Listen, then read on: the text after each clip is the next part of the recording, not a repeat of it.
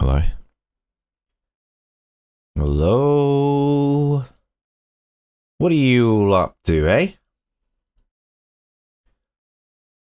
What are you all up to?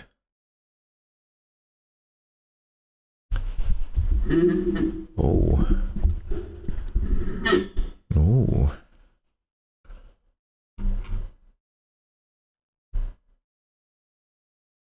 Made to a new stream, new subscriber. Nori Hicks 5714. Welcome in. Hi. Nice to meet you. I hope you enjoy your stay. Game on Shani's here. Hey, how you doing? How's your YouTube been going? Mer's here, piano. Okay, goodbye, Mer. Naggy. Hey, Naggy.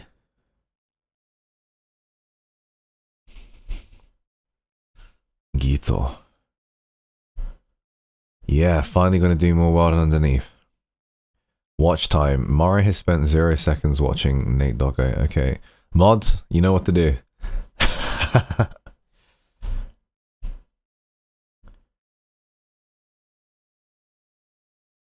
Damn. That's brutal. Pink monster feet. Not my kind of tea, but hey, I'm doing good. I'm having coffee today. I was almost late. I was sleeping. The mods, I think, moved me to the mod chat, and I was like, I was just sleeping. I was oosh.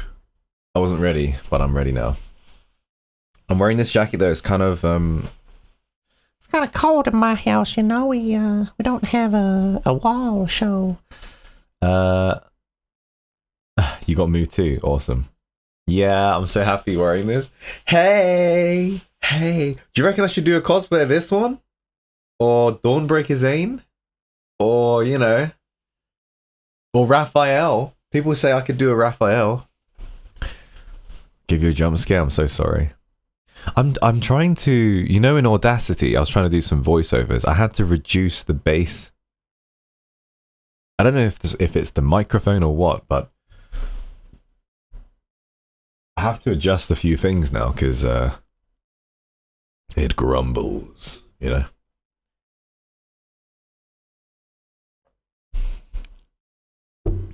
Become a merman and get dragged around in a fish tank. All right, I can swim. I can't breathe underwater though. How's everybody doing? Today we're going to have a readathon. We're going to be covering the world underneath. And, well, we'll see how far we get. I'm still recovering with my cough. But it looks like it's something to do with Kieran and Luke. Frontline Hunter. Fractal Library sounds a lot like Zane.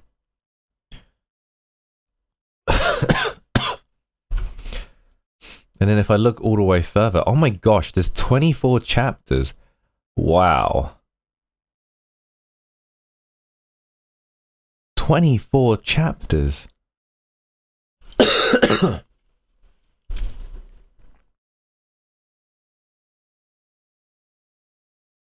works. Miss your purple hair.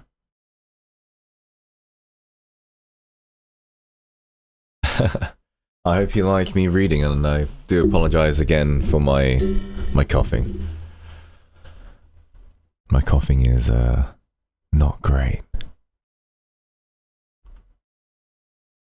Damn, you've been following for 8 months, June? Damn. Right. Have I missed anything before we start? I know there was a fanfic, I think, written by Mina that I've completely lost. But I was meant to read it ages ago, and I've just missed out.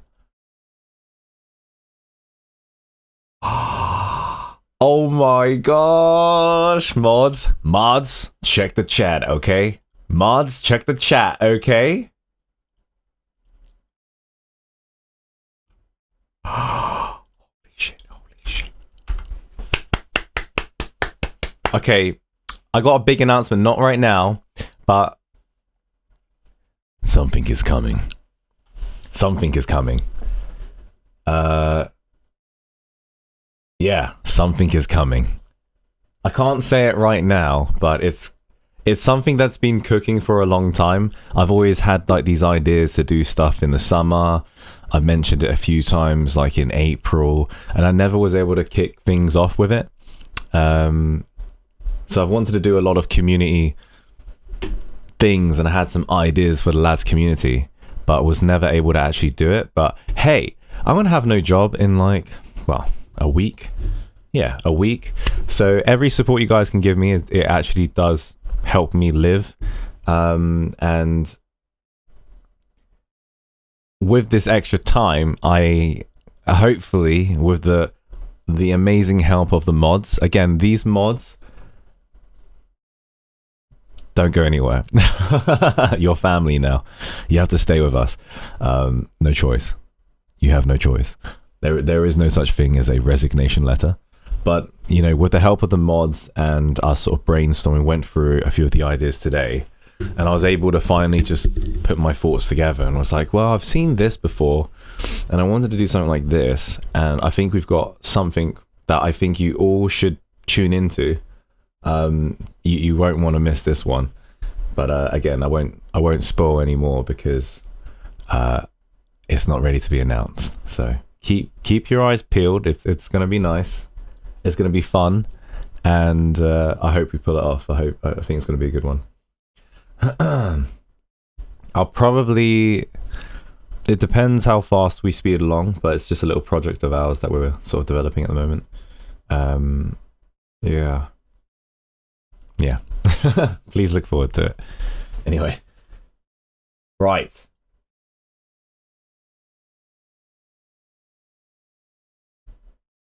I don't know what the hell that is, but yeah, that is a. Okay, sorry. I'm just giggling. Right. Anyway, forget what I said. You know, like the Men in Black. What does he do with that stupid flashlight? You're gonna forget. Yeah. You didn't see anything. Okay. My voice feels especially deeper today. Does it reach deeper in the ear canal, or? Yeah, that one. Yeah, that one. Yeah, damn, you guys were racing for that. Woo. Always remember. You're gonna ask me anything. You don't remember anything? That's good, yeah. Good. Okay, well, I hope you guys have had a lovely Saturday. Mine is obviously in the crux of ending, but wherever you guys out there around the world, thank you for tuning in to us. We really appreciate it, and I hope you enjoy the World Underneath read-alongs, because I'm excited to find out more about the lore. I'm a lore goblin, if that's a thing, but I really like looking into the little side stories and stuff of what this game's got to offer. So, all right. Well, without further ado, let's begin.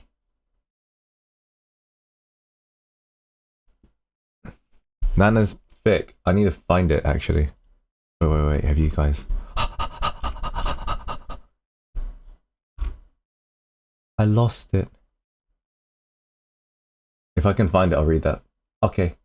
Okay, no, we got it. Okay, day saved. We pinned. That's good. Okay. Can we read fanfic first? I want to read fanfic first. Yeah. Okay. Okay.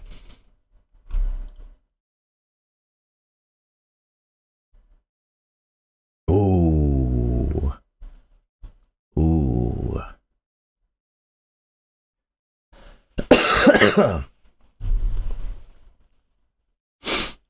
I'm rolling my sleeves up now. I'm pretty sure this is suitable for work, so I'm gonna zoom in. Zooming. You guys can see that? Kinda. Good enough? Yeah, good enough. Okay, here we go.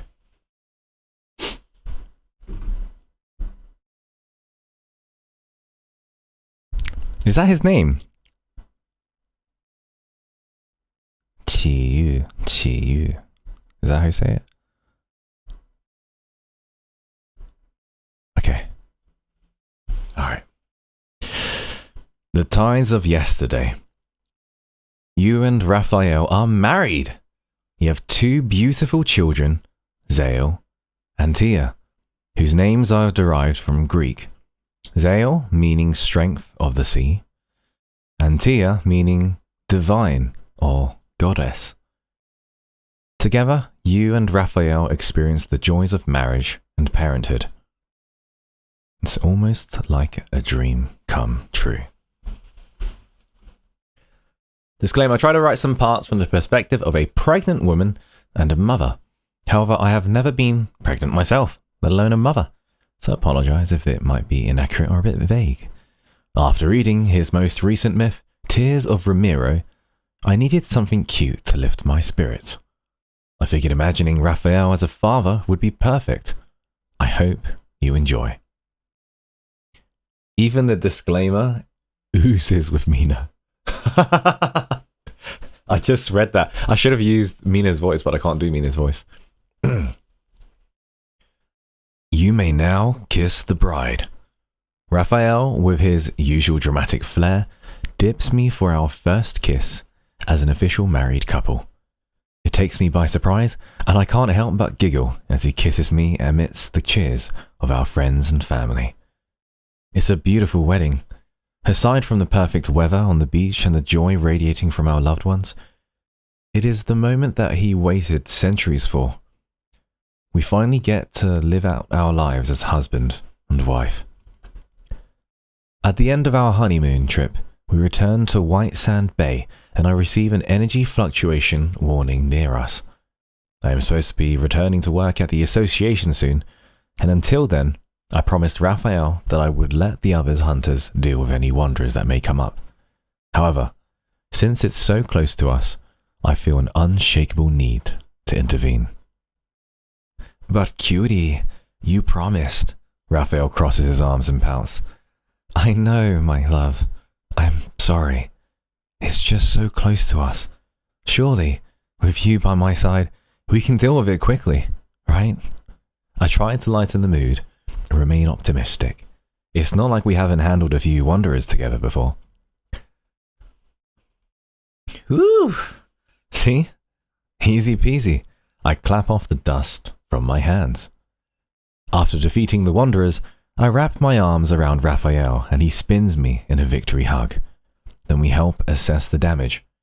Amidst the rubble and debris, we find an elementary school nearby. Mo Art Studio was destroyed as a result of the attack. Sorry, I didn't read that right. Within the next week, the city has immediately started rebuilding the school. The progress they've made is surprisingly well on its way when Raphael and I stop by to check in. The Hunters Association has assigned me to observe the area in case of any additional dangers, and it helps a lot that I moved in with Raphael after getting married, since his place is close by. Raphael, is that you?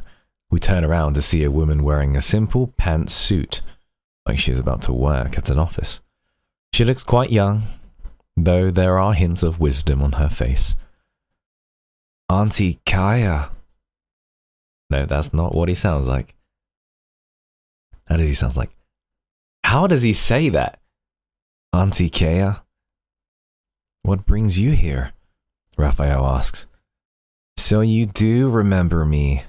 My, look how you've grown. She hugs him. I glance at Raphael as if to ask, who is she? And how do you know her?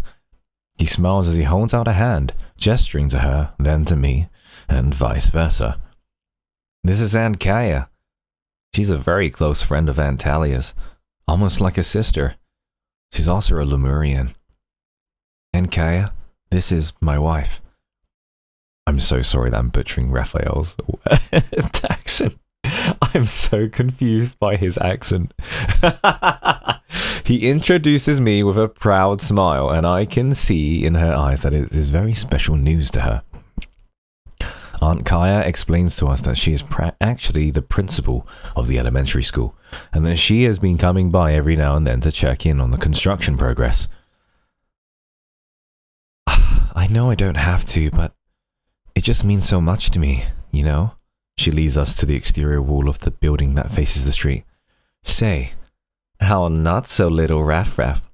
Would it be too much to ask if I asked you to paint a mural for us? A mural for us? Raphael looks at me. What do you think, cutie? I nod, of course. Sure, I'll do it. A few days into painting this mural, things go very smoothly. There have been no more significant energy fluctuations. Raphael is on a roll with his inspiration, and some of the children have even come by to chat with us and watch him paint. Although school isn't in session until the construction is fully completed, a lot of the children who live nearby come to play in the grass in front of the building. What you painting, mister? Hey. Wait, that's the kid. I thought that was me. Sorry, I thought that was kind of sexy, you know. What's a painting, mister? Hey, mister, is she your girlfriend? Mr. Painter, can I draw a smiley face? Raphael answers all of their questions to the best of his ability, all while I lean against the thin pillar and watch him with a loving smile. He winks at me and I chuckle. All right, gather around, little ones. This paint right here is safe for your hands, see? Raphael presses his hand flat on amaranth red paint and holds it up to show the children. Then he leaves a handprint on the wall, and I watch as the children's eyes light up with excitement. What do you say? Want to give it a try? They nod eagerly. When the children head home, he beckons me over and hands me a paintbrush. Come here, cutie pie. Let's see what you've got. I'm just gonna carry on. Raphael stands behind me and gently holds my hand as a guide. Together, we paint soft lines and swirls of dandelion gold along the wall, tracing through and around each hand print left by the children. He leaves a ghost of a kiss on my cheek, his lips lingering on my skin as he speaks softly. Do you think this is how it'll be when we have our own little fishies? A smile grows on my face as I create just enough space between us to properly look at each other. I take his hand and place it over my belly. I guess you'll just have to find out when they get here. Most of my journey into motherhood is pretty smooth sailing. I am beyond fortunate. With Raphael as my husband, there isn't much I can complain about when it comes to him. Of course, there are highs and lows, but he takes care of me through it all. How is my beautiful bride doing today? He asks as he kisses my forehead. Any pain? Any cravings? Would you like a massage? Raphael, I'm your wife already. We're married, remember? I take his hand, the light catching on our rings. And you'll always be my beloved bride. He bows dramatically. So, how can I be of service to you, my lady? All right. I can't help but chuckle at his theatrics. Fine. I really want wasabi right now. Or sushi with mud. The first time I told him about my absurdly intense craving for wasabi, Raphael failed to hold back a snort. Now he's so used to my cravings and has accepted them to the point where he is completely unfazed. Anything for you, my darling. He kisses my knuckles before standing. The same wasabi from last time, right? The one that made your nose burn so bad it felt like you could smell colors? Yep, that's the one. And for the mud? Do you want anything else in it other than wasabi and soy sauce? No, that's perfect. Thank you, Rafi. When I get the strangest cravings, he gets them for me without judgment or question. And when I snap at him without meaning to, his patience shows no bounds. When I want extra cuddles and affection, he's there before I even ask. He says he's the lucky one for getting to marry me and love me and have me by his side for eternity. However, I think the true lucky one is me. About 1 year later. Raph, come here. Tia said her first word. He rushes over to the couch where I am, his eyes gleaming with excitement. Ma. Yes, that's me, baby. I'm Mama. And this is Papa Raphael. Can you say Papa? Pa. Raphael, elated, suddenly picks up our daughter and spins her around, showering her little face with kisses as Zale, our son, crawls closer to us. Papa-yo, he babbles, oh so cutely. We can't tell if he's using a P or an F, but we gush over his cuteness anyway. Papa-yo. Papa-yo, I repeat. That is the cutest thing I have ever heard. We are so calling you that from now on. The room echoes with our endless giggles. Papa-yo, huh? Raphael chuckles and kisses the top of my head. I could get used to that. Papa-yo, Papaya. They repeat. Oh my goodness, my darlings are so adorable. I thought that wasn't the babies talking, sorry. I exclaim with joy as Raphael gathers us all into a big hug and our children laugh. A few years later, after a long day of fighting wanderers in the no-hunt zones, I come home to find Raphael in the middle of the living room. He stands with his arms crossed, one hand stroking his chin. Now where might my little guppies be hiding? He says, and I hear the faint giggles of our little ones. I enter slowly and watch from the foyer. Raphael spots our son, Zale, and slings him over his shoulder like a sack of potatoes. Zale squeals and laughs as he begs his papa to set him down. As I inch further into our home, I spot our daughter, Tia, hiding behind the couch in the corner. She giggles when we make eye contact, and I put a finger over my lips in a shushing motion so that her laughter doesn't give her away. Shh. Also to let her know that I won't reveal her hiding spot. I fully enter the living room and Raphael sees me instantly, hurrying over to greet me with our son, still hanging over his shoulder. Oh, I missed you, my beloved bride. Zale says as he waves at me and Raphael pouts at him. Wait, what? Wait, why is the kid saying it? Okay. Oh, I get it. It's okay. He's taking a piss out of his dad. All right, sweet. I miss you, my beloved bride. Zale says as he waves at me and Raphael pouts at him. Hey, that's my line. Hello, my beloved bride. I've missed you so much. Raphael kisses me on the lips, and Zale screams and covers his eyes. Raphael looks back at the living room, his face showing confliction, like he can't decide between showering me with attention or continuing his search for Tia. Giving up already? Papa-yo, I tease. Please, I just wanted to let you in on the fun. He places a gentle kiss on my forehead. What do you say, cutie? Shall we go look for Guppy 2 together? Right as he says that, our daughter pops up from behind the couch and whines, Hey, my name is Tia.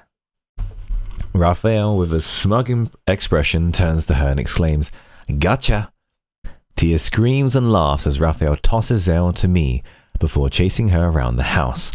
Their laughter resounds through the whole place, and I can't help but laugh with them. Moments later, he returns to me with her in his arms. He got me, Mama. She giggles. He sure did, sweetie. I boop her nose and Raphael sets her down. All right, my darlings, time for bed.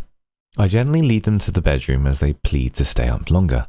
Raphael and I tuck them in, and we tell them their favorite bedtime story about the mermen who fell in love with a girl on the shore. Good night, Zale. Good night, Tia. Our little fishies fall asleep, and I give each of them a kiss on the forehead before Raphael and I make our way to our own bedroom. We hold each other close, as if we fear the other person might suddenly vanish. I hope every day can be filled with such wholesome memories. I'll treasure them forever. I hope so too. Good night, my beloved bride. Sweet dreams, my dear Raphael.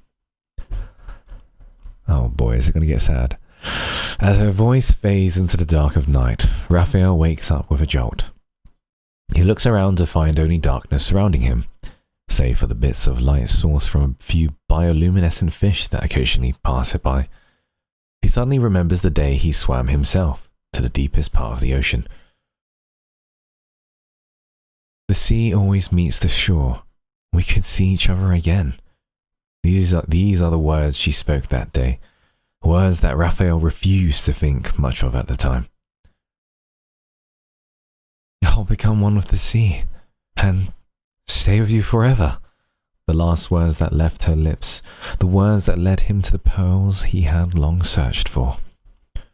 She is gone. My bride is gone. Their wedding day, their children, their love is gone. It remains merely a dream that died along with her when she chose to sacrifice herself for him. How he can possibly move on from a dream that vivid, he doesn't know. Not when the wound still feels so fresh, as if the loss of her happened only yesterday. How long has he been in these ocean depths? How long must he wait to see her again? How can he be sure that when she is reborn, she'll remember him and love him as she once did? He can only hope, the same way she had hoped for whatever sea he is in to have pleasant skies, the same way she hoped for the ocean currents to carry him to bright, warm places. And maybe one day, they will. No! Why is it? Why you gotta be so serious? That was so sweet.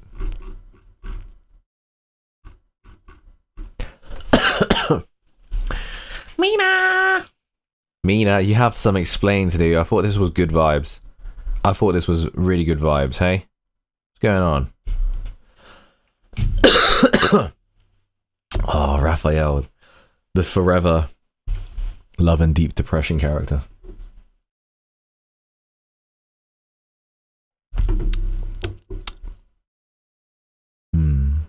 That was really good. I think Mina was so good at being able to capture the essence of like the gooey gushiness that we all love and dear. You know, like I'm a very like for me, you know, I can grow up to think of raising a family, and hopefully I would be a father like Raphael, you know. So I would love to sling my children over my shoulders, you know, like a sack of potatoes, and then throw them over here, you know, and play with them. But yeah, she got me. I thought this was going to be happy. and then that's it. Mina's like, no fun for you. I take it away. Damn, what a snatcher. Well done, Mina. That was very good. That got me quite emotional, actually. I felt like a father. I felt like I was MC. I felt like I went through this sort of timeline, and it was paced so nicely, you know? There was big time gaps, but it was paced really nicely, you know? Really good snapshots of each time. It was really good. Well done. Seriously, that was awesome. Oh, it's a shame she's not here to see it. Yeah. I was the father, mother, son, and daughter all at the same time. Damn. It felt so real. This read a lot better than like the stuff in Lads. So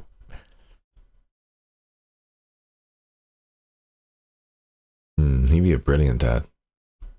He'd be a brilliant dad. You guys like that?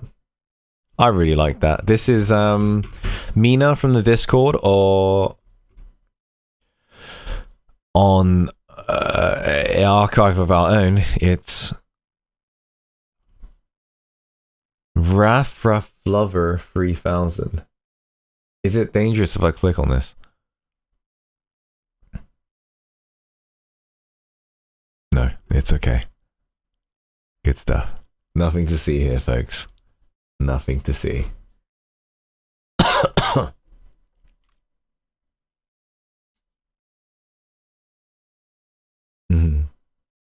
It was good. Right. Ladies and gentlemen, we are going on to the main. That was the main, to be fair. That was so damn good. I want to read more. Hey, Mina, can you write some more? That was... I want to see a dad, like the dad of all the allies. I like this. I like this one. I want them all. I kind of feel like if Xavier was like a dad, he'd just stare at it like... I tried to feed it milk, and then like I'll be like, Xavier, you can't feed the baby milk. Ah! Or he'll be sleeping with the kid, and it'll be really cute. Like the kid will be in his arms, and he's like, shh, and like the little baby's here, you know. That'd be cute. That'd be very cute. Right. Are we ready?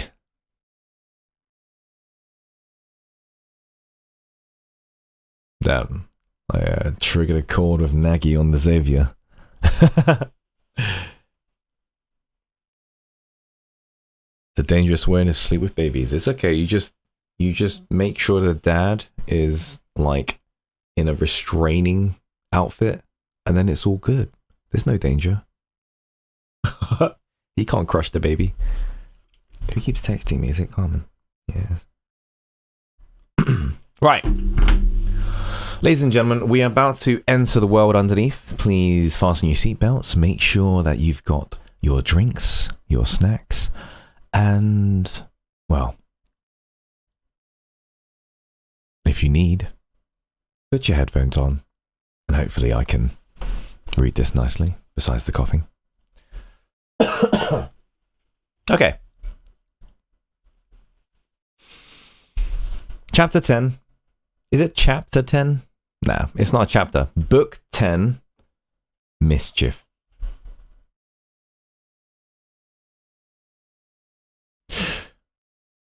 Chapter 1. Damn, the music is so quiet in this.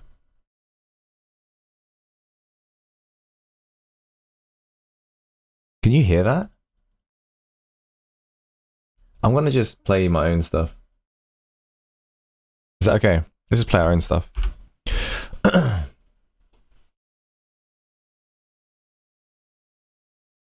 Oh, okay.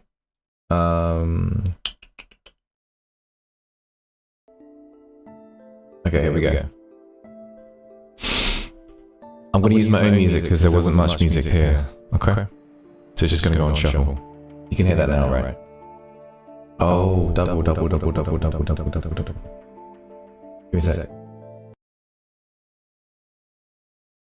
You can hear that, right? Yeah, I'm sure you can hear that.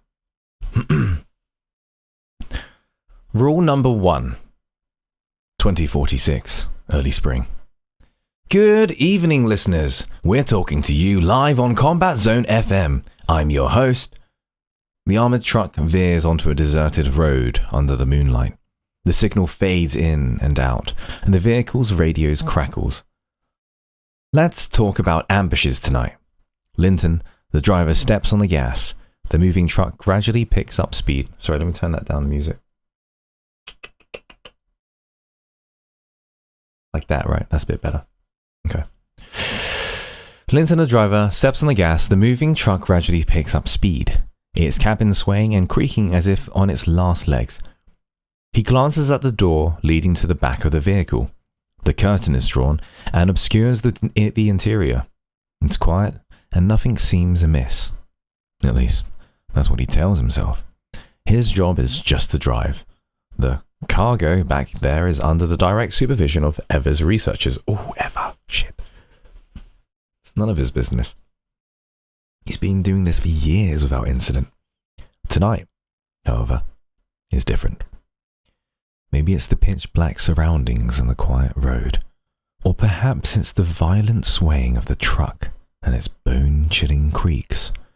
Whatever the reason, Linton can't shake off this uneasy feeling. To drown it, he reaches out and turns up the radio. Here's the first rule for a successful ambush. Conceal your strengths. Just as the radio host finishes speaking, a young, amused voice resounds beside Linton's ear. Well, he's not wrong. Linton's heart nearly stops. He slams on the brakes. The inertia throws them forward, and the person beside him playfully lunges at Linton. A cold, sharp metal blade is pressed against his collar, and thus his neck.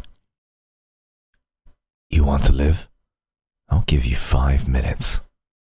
Run. The young man's voice is chillingly playful, reminiscent of a child taunting caged animals at a zoo. It'd be infuriating if Linton weren't paralyzed with fear. He glances back to see the door to the cargo area is wide open. A nauseating stench of blood wafts out. Inside, a few motionless researchers are drenched in crimson. They're clearly beyond help. In the center of the compartment, 2 sets of restraints that should have secured a person have been cut open. The escapee now crouches beside him, his blade brandished. Only one thought races through Linton's mind. Run! He stumbles into an alley. It's so dark that not even the moon casts its light there. He crouches behind a large dumpster, his heart pounding so violently that he swears he can hear his nerves screaming. Time's up! I hope you found a good spot. Footsteps echo at the alley's entrance and are accompanied by the young man's cheerful laughter. Linton swallows, hugging his knees and willing himself to become inconspicuous like a discarded piece of trash. Through a small gap, he peeks out. He sees a slender figure, tall for his age, moving with unnerving, carefree steps as he searches and talks. If it weren't for the shining blade in his hand and the blood staining his clothes, Linton could almost believe this was just some harm-free game of hide and seek.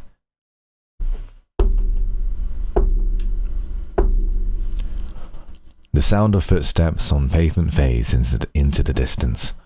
Linton allows himself to breathe and shakily stands up.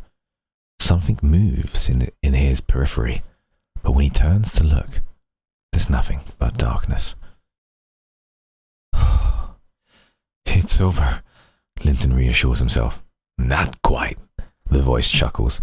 The laugh is like a cold hand tapping Linton's shoulder. His legs give way and he tumbles as he turns. Terrified, he stares at the figure emerging from the shadows. But I hurt you. Walk away. The young man grins, seemingly in high spirits. Your ears must not be working. I never left. Impossible. Terror floods Linton's mind. Without thinking, he scrambles to his feet and dashes to the unobstructed exit. Not so fast. You didn't think it'd be that easy, did you? Another figure suddenly appears and blocks Linton's last escape route. Linton finally understands what's happening. 2 individuals with identical faces have him cornered from both sides. They wear the same sly grins, and they fiddle with their blades in perfect unison. Allow me to do the introductions. I'm Luke, and the one behind you is my shadow, Kieran. We were going to let you off the hook, but someone snitched on us to the guards when we tried to escape last time. That was you, right? Linton breaks into a cold sweat.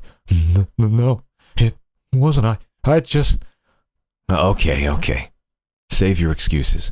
Kieran, holding a blade, rests his cold hand on Linton's shoulder again, which sends another shiver down his spine. I was going to say chiver. I was like, what's a chiver? People will say anything when they're begging for their lives. One of the researchers told us how sorry they felt for us. You think we believe that? Hey, Luke, you want to do the honors, or shall I? I'll do it. Any last words? On second thought, don't bother. I'm not really in the mood to listen. Kieran sits cross-legged in the filthy alley, resting his chin on his hand as he watches Luke pin Linton against the wall and press the blade to his throat. In the darkest hours of the night, the spurting blood vanishes, and so the final cry of a life on death's door is swallowed by the darkness. Monozygotic twin comparative test record.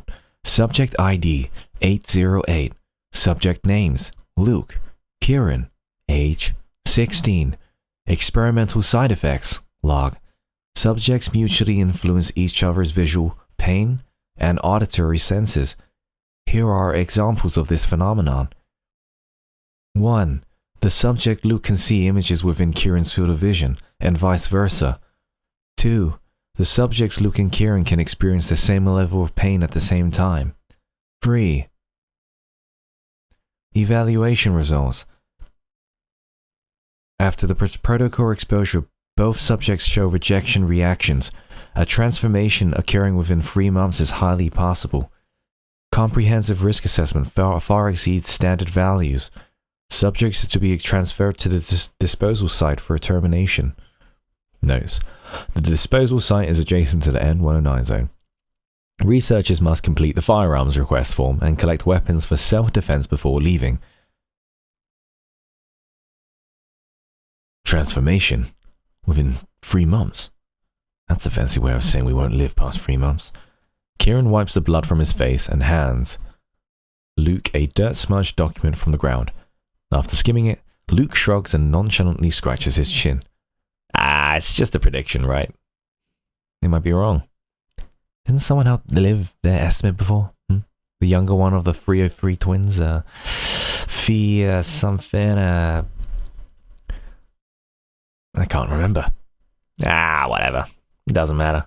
We finally made it out, and if we only have 3 months left. Luke leans against the armored truck. He raises an eyebrow, then his eyes widen as he looks at Kieran, and he pounds his fist on the hood excitedly. What is it? Based on that reaction alone, Kieran knows his brother's mind is probably concocting another scheme to turn the world upside down. Well, since we're on borrowed time anyway, why don't we go out with a bang? How about doing something epic in these last 3 months? Eager, Kieran leans in. Despite Luke's ideas always ending up as messes he has to clean up, the prospect of doing something epic still holds an irresistible allure. What do you have in mind? Check this out. Luke points to the name. N109 zone in the notes section of the document. Do you remember Silas? The guy the researchers mentioned before? The protocol smuggler? Yeah, that ruthless boss of Anakinus. Exactly. Excited, Luke hops onto the hood of the truck. Let's kill him. Nothing can be more epic than that, right? Kieran bursts into a fit of laughter. What if... Oh my gosh, I'm going to cough. Kieran bursts out into laughter. What if he's 100 times stronger than us? If we try to kill him, wouldn't that be even more fun? They exclaim in unison. But Kieran quickly suppresses his bubbling excitement. He tries to be sensible. Wouldn't it be easier for Silas to kill us than for us to kill him? So what? Luke sits cross-legged. The enthusiasm. You don't hear the music? It's not from the game because the music is not playing in the game that well. Gradually being replaced with a. Anyway, shut. Let me read. I'm almost done. I need to get to the end of the chapter. Where am I? So what? Voice gradually and fading. Have you seen the ones who transformed? I'd rather get killed and die early than become something like that. After a long silence, Kieran nods. He crumples up the document and tosses it behind him. True. We should count ourselves lucky if we get killed by him. You ready? Yeah, let's go. In the depths of night, the two brothers walk side by side down a path that leads a person away from all light. It lazily stretches into the horizon. I hope Silas turns out to be an interesting guy. Boom. Okay. Do you guys want me to change it to in-game music? Because it's Really quiet. It's really quiet. Wait, let me see. So it's like... Can you even hear that? I have to turn it all the way up.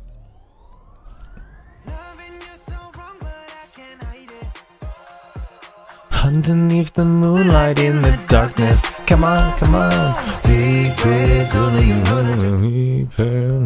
radio B. Okay, I've turned it up now, so you can probably hear it.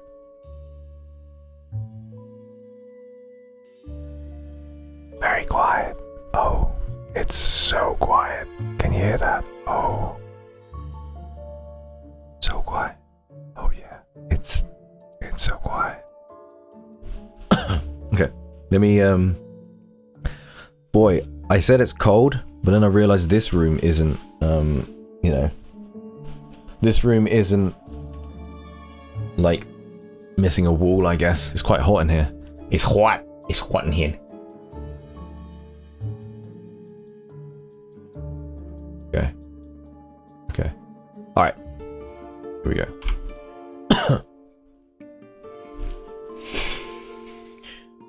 Chapter 2. Actually, wait.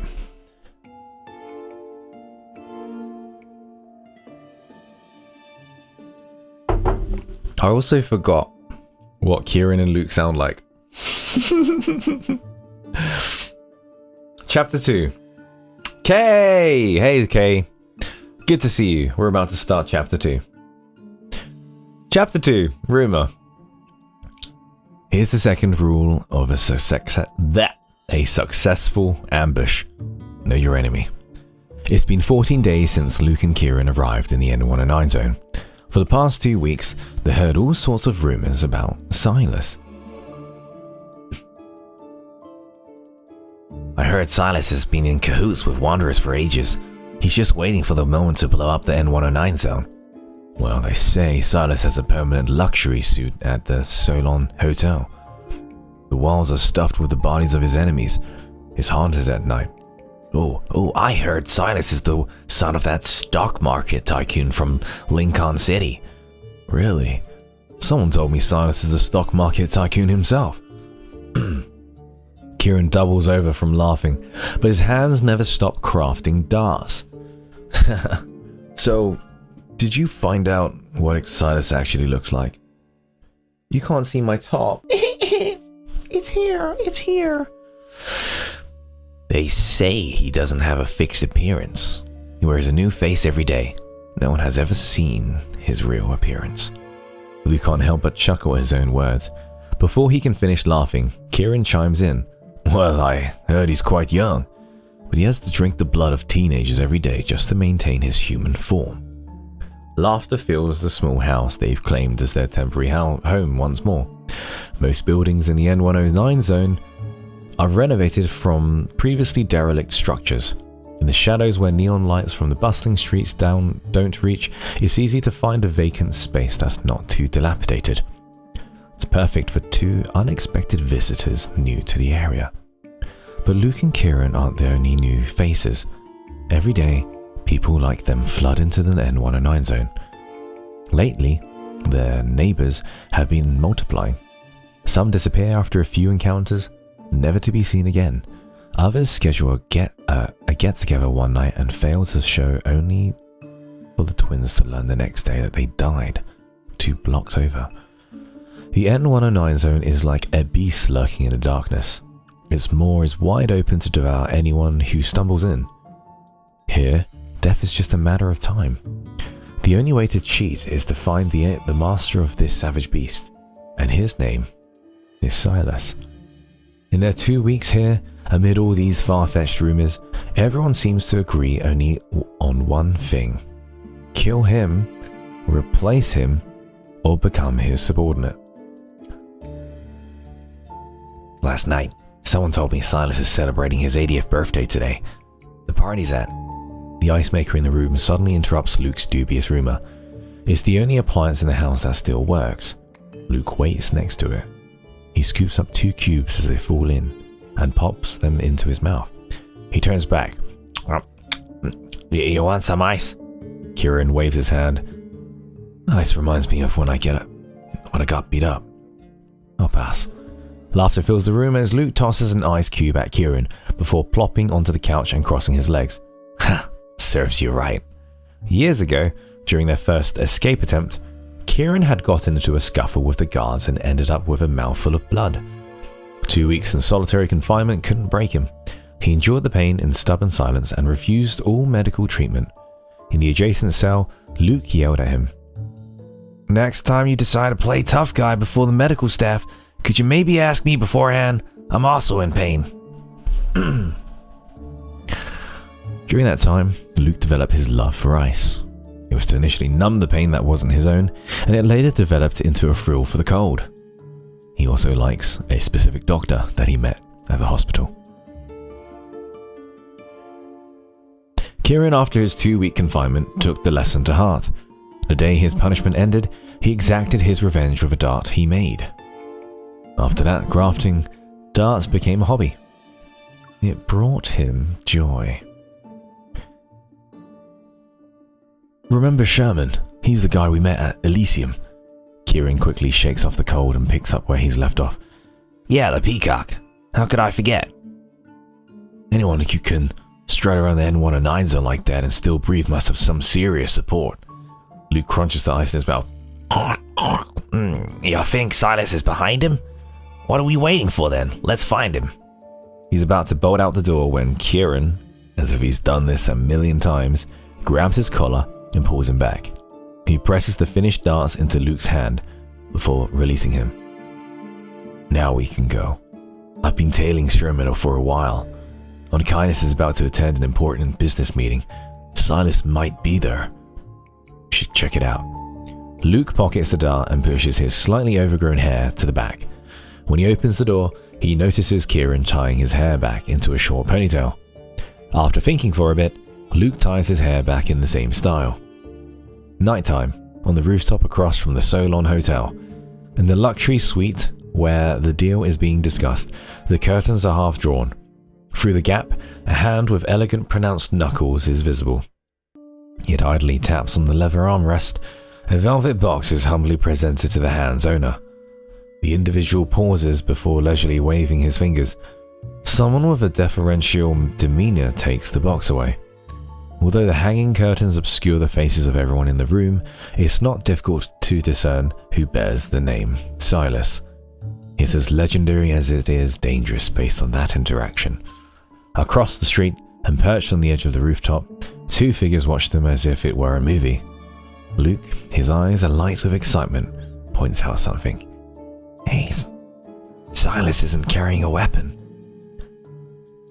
Isn't he afraid of someone making a move? His question is swiftly answered. The deferential attitude fails to save the life of Silas's business partner. Silas strikes so fast that even the rooftop audience can't follow his movement. His actions are a blur, but they see a terrified body yanked to the window by an invisible force. A mist swallows it. When it dissipates, nothing remains of the man. Oh. Silas doesn't need to carry a weapon because he's a weapon himself. No one in the luxurious suite dares to move. The deal's participants and Silas's underlings bow and lower their heads. Silas finally stands up and Luke and Kieran see his face. He looks indifferent as if the scene before him isn't his doing.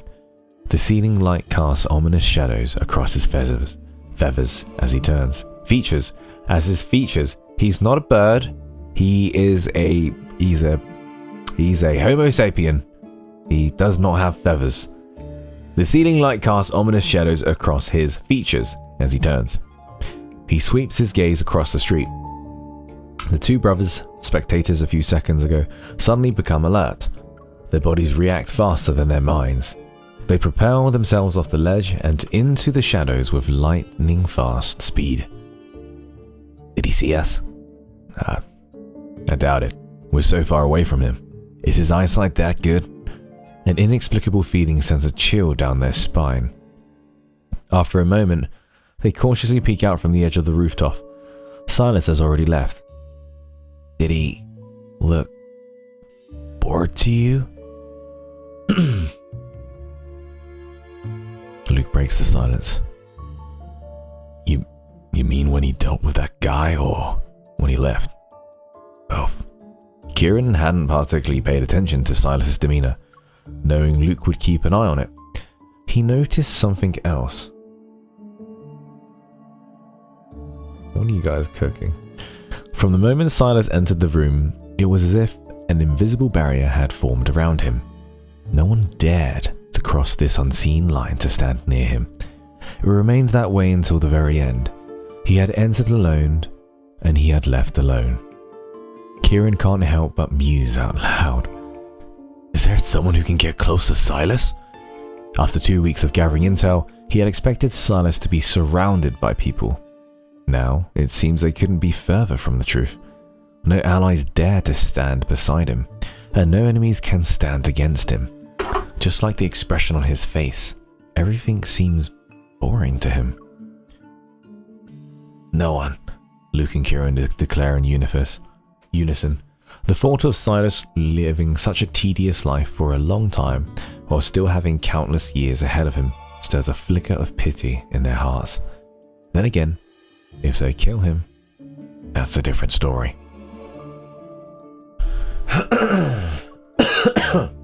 This one is a long World Underneath. And doing 2 voices? Oh my gosh.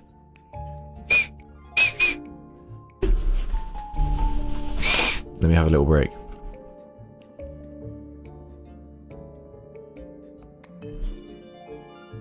Happy belated birthday. Yes. Yes. Yes.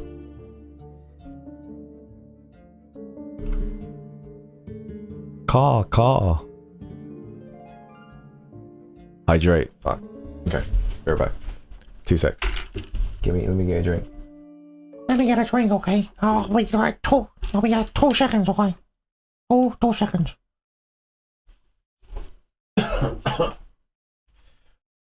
Eyes on me, you follow my dude. Ow!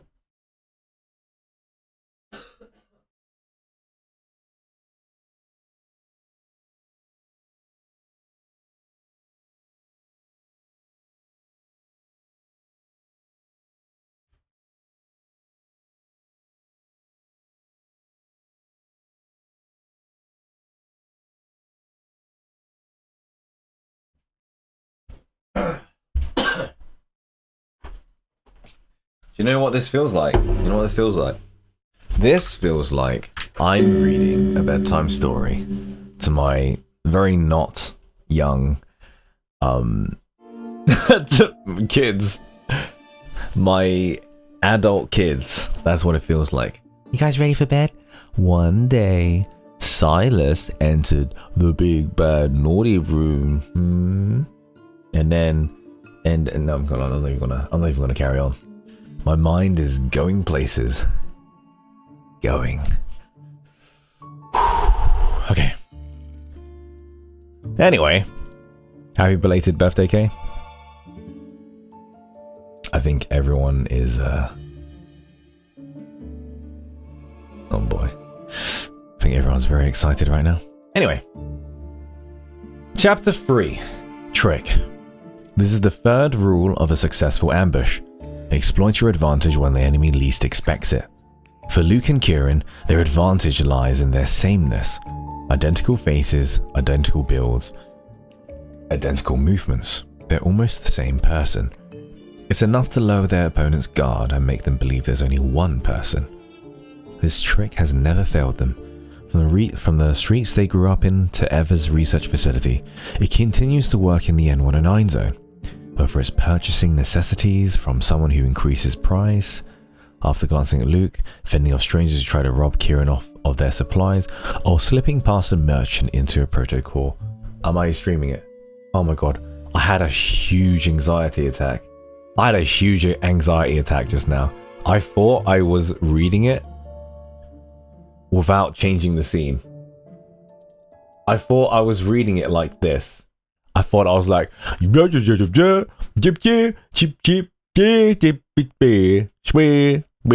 then like I look over and then it's just a camera. I would have shat myself. I was like, shit. Okay, I'm good. Woo! We're good. It's good. Because when I'm reading it, I can't like keep stopping because otherwise it's not a good read, is it?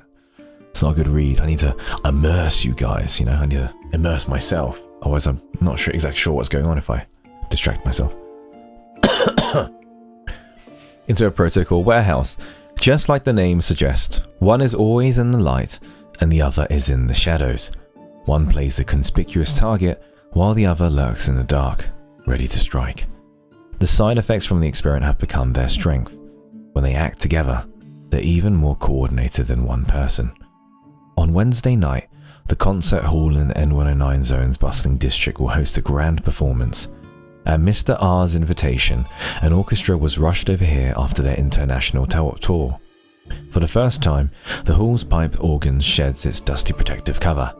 It's not an important event, but after the hall manager repeatedly refused those willing to pay exorbitant prices for a seat, this performance and the mysterious Mr. R have become a hot topic in the N109 zone.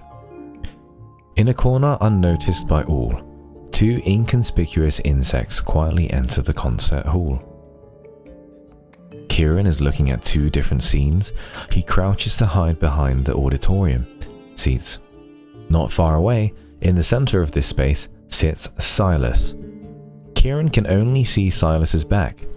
The vast concert hall stands empty, save for this lone figure.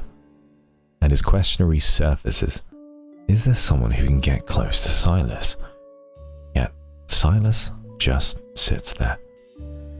He's resting his eyes and waiting for the concert to begin.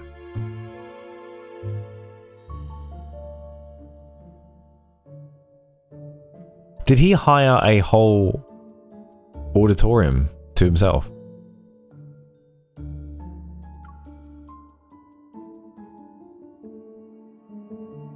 Wow. That's crazy. Kieran knows the concert's start will inevitably be delayed because of the other scene he's looking at. Through Luke's eyes, he sees the dressing room where the impeccably dressed conductor and orchestra members are bound one by one. Sheet music has been stuffed in their mouths to muffle any cries. After his hard work, Luke dusts himself off and bends down to retrieve a fallen dart. These pack quite a punch. The protocols really do make a difference. He's in awe. The protocol makes the dart feel a bit awkward to hold, but it's tolerable. Luke shakes his hand and checks himself in the mirror. Something's missing. He yanks the conductor's jacket off and puts it on. Should I go on stage with this? Their ability to converse effortlessly, even when apart, is perhaps the most useful side effect. It's a little too big. Try that violinist outfit, the one from the third row. Oh, is this a lot better? Oh, this is a lot better. Ready? Right. Wait! Luke takes a step toward the stage before stopping. He turns back to the dressing room and picks up an ice cube from the wine bucket on the table. He pops it in his mouth and crunches it. Now I'm ready. Just before he goes on stage, he hears Kieran's voice again. Before we do this, any last words? Nope. I have nothing to say. It's pointless anyway. They're still going to die. They might as well save the energy and wear a smile instead. Let's do this. The lights in the hall dim as the performance is scheduled to begin at this time. The curtain slowly rises, and the spotlight switches on with a click. Luke is on stage within a few quick strides and stops before Silas. There's no music, but Silas doesn't open his eyes. It's as if he anticipated this. Luke's excitement grows. His hand, initially reaching for the dart, changes course on a whim. He grabs two small circular devices hidden at his waist and flings them at Silas. Mind if I borrow 3 minutes of your time? Let me have a go at killing you before the concert starts. His words echo through the hall. The small projectiles held at Silas are suspended in the soft mist around him. The person who stopped them with his power hasn't even lifted a finger. Luke grins. You might want to open your eyes. It could get messy, even for Onakainis' boss man. As soon as he closed his mouth, the spheres squeezed by the black-red mist suddenly burst. With a loud splash, water drenches the seats around Silas. Silas opens his eyes, his finger on his temple. Luke shrugs. I told you. What's your motive? Silas's nonchalant question echoes throughout the concert hall. My reason for wanting to kill you? Huh? Luke rubs his face and pretends to be deep in thought. In the N109 zone, a lot of people want Silas dead. For profit, revenge, or because they're weak. He wonders if a spur-of-the-moment decision would pique the curiosity of this man who leads Onakainis, but he decides to drag it out, at least for the show. That way he can buy time for Kieran, who's moving stealthily through the shadows. As their conversation continues, Kieran silently positions himself. Now directly behind Silas, he holds several darts between his fingers. They're aimed at Silas's carotid artery. Through Luke's eyes, he monitors Silas's movements and confirms the man's attention is fixed on Luke, who's still fumbling for an answer. He's oblivious to Kieran's presence. Kieran bends his knees and prepares the lunge. And then, whoosh, before he moves, he hears Silas's derisive?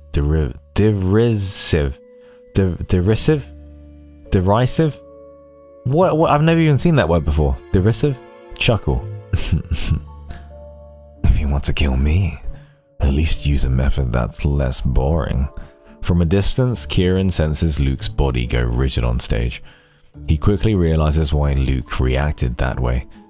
It's because of him. At some point, 2 wisps of black-red mist have enveloped his body. Although they looked easy to shake off, they pinned him in place.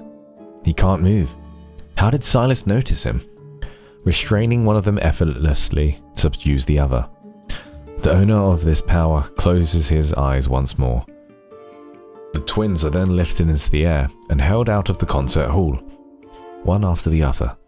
The hall's doors are slammed shut. The lingering echo a composed mockery of their failed attempt. Huh? The twins scratch their heads before checking their necks, arms and legs. They stare blankly at the concert hall's opulent chandelier before reality finally sinks in. Silas didn't kill us. Still shocked, Kieran sits up reluctantly. That's the first time we've been caught. Luke, still sprawled in the position he landed, tugs at Kieran's arm. But did you hear what he said? What? He called us boring. Okay.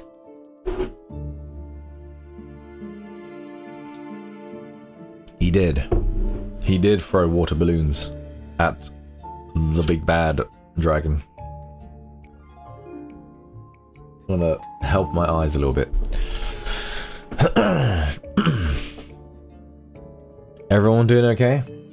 Or is it just me who's getting a raspy voice? Doing raspy voices.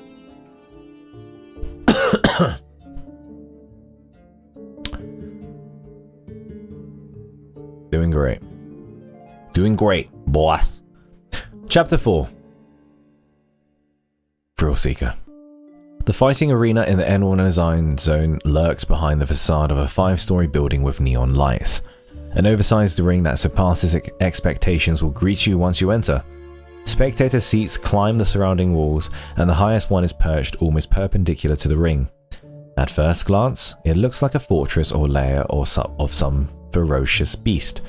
Noticing the members of Onakainis frequenting the place lately, Luke and Kieran tear down a recruitment flyer plastered outside and knock on the door.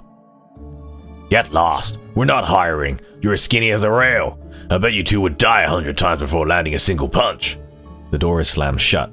The burly arena owner glares at them through a small window before stomping downstairs. Kieran chuckles. A rail? We're scarecrows at least. The next morning, Luke and Kieran are back and knock on the door to the arena. The owner answers, cursing under his breath. Fuck! That's not under his breath. Fuck. He freezes. The arena's fighters, mysteriously missing since dawn, are sprawled on the ground, clutching their stomachs and whimpering. The two young men he turned away yesterday grin. So, about your staff shortage. The reason for Onykinus' frequent visits soon becomes clear. On Wednesday night, the members of Onykinus storm into the arena with one goal: to take this place down. As the two groups clash in the arena with their weapons drawn, the leader of Onykinus materializes in the place with the best view. He surveys the chaos below, unperturbed. Amidst the mayhem, the twins, having already shed their fighter outfits, move behind him. They exchange glances. Then the two get down on one knee. Here's the fourth rule of a successful ambush: swiftly abandon flawed tactics and use new strategies to confuse your opponent. Boss, we want to be your followers. Noticing Silas's silence, the two continue to speak. We'll be your blades, boss. We'll handle all the dirty work you can't be bothered with. Whether it's assassination or heists, or pranks and scheming, we'll take care of it, boss. Our loyalty is yours. And approaching footsteps interrupt this unsolicited oath. The tips of Silas's shoes appear in Luke and Kieran's vision, and intimidation washes over them. Kieran looks at Luke from the corner of his eye. He sees the barely contained excitement in his brother's gaze. What will Silas do next? Luke is waiting for it, and Kieran realizes his own expression must mirror his twins. From the moment they were born, they were the same. They don't need mirrors. Simply looking at each other is enough to know their own faces. I have no use for trash, Silas states. A knife clatters to the ground between them. Prove yourselves. Or prove yourselves. They look up and meet Silas's stern gaze. Below, gunfire erupts and blood splatters. The chaotic battle beckons. In less than half an hour, the gleaming knife is stained a dark red. The twins present it to Silas. Well, the trash is on the ground now. You want us to do anything else? Silas is going to get them to fight each other. Bangiana has subscribed for 1 month. Thank you. I don't know why it's not alerting. Bing bong ding dong. Bing bong ding dong. Subscription. Thank you. I appreciate it. Why is it not popping up? It does it sometimes. What? Why not do that? Well, thank you. I saw it. Bangiana. Thank you. I appreciate you. Where was I? Okay, they're going to get them to fight each other. 100%. All will please for mercy. In the vast arena, only Silas, Luke, and Kieran remain standing. The hands holding the knife slightly tremble from excitement, not fear.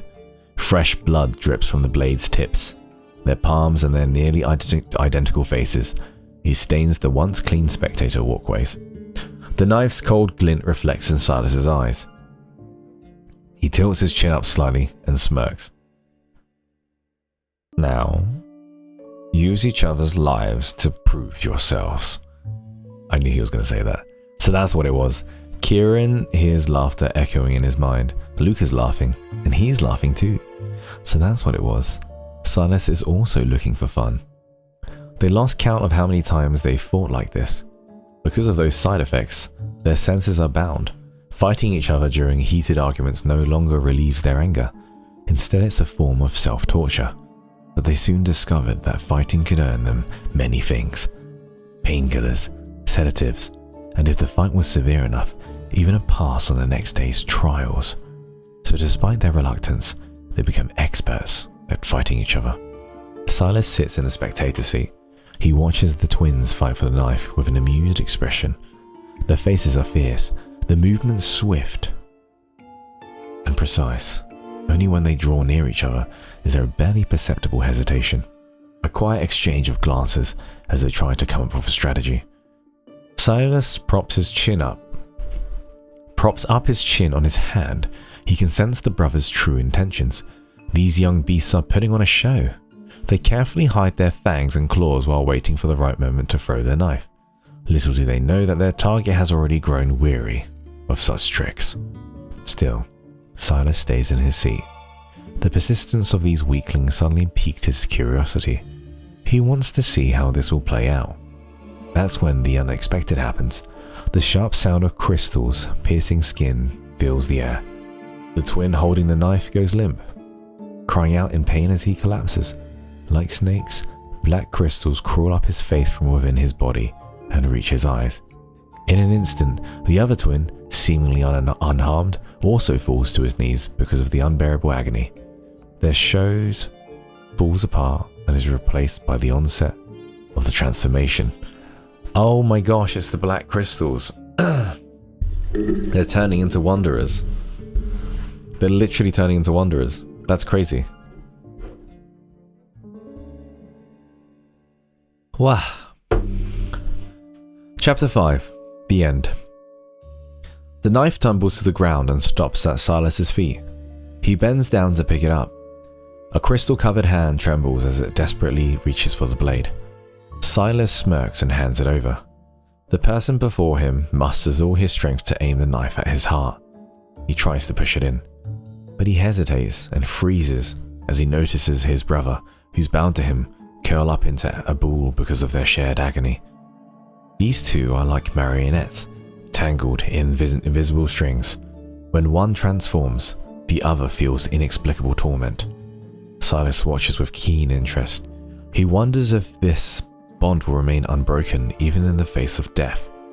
He knows this question now looms over them like a suffocating nightmare. He stays because he wants to know what they'll do. The knife's tip veers off by a few centimeters. Then the twin slashes the knife upward. The crystals shatter and blood splatters onto the spectator seats. The twin abandons the thought of ending his life and instead violently gouges out the crystals. Silas slowly claps.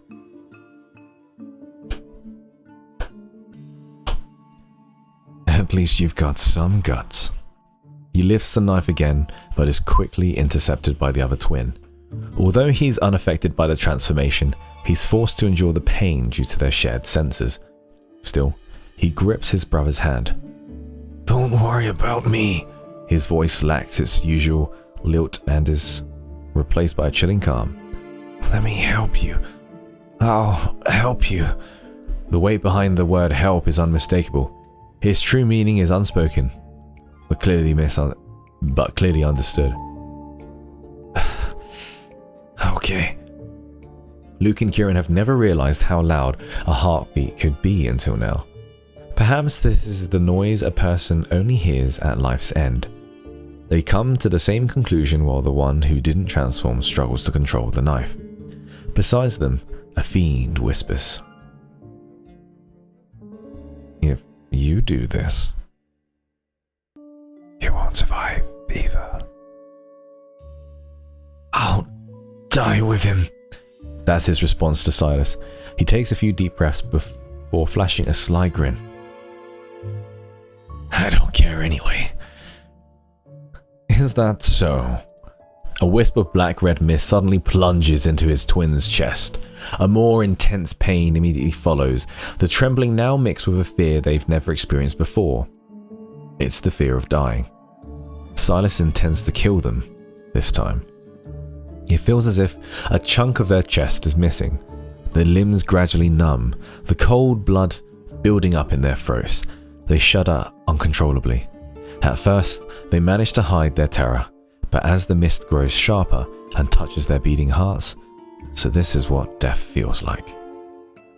The feeling of being at death's door finally breaks their resolve. Fragmented pleas escape their lips. No!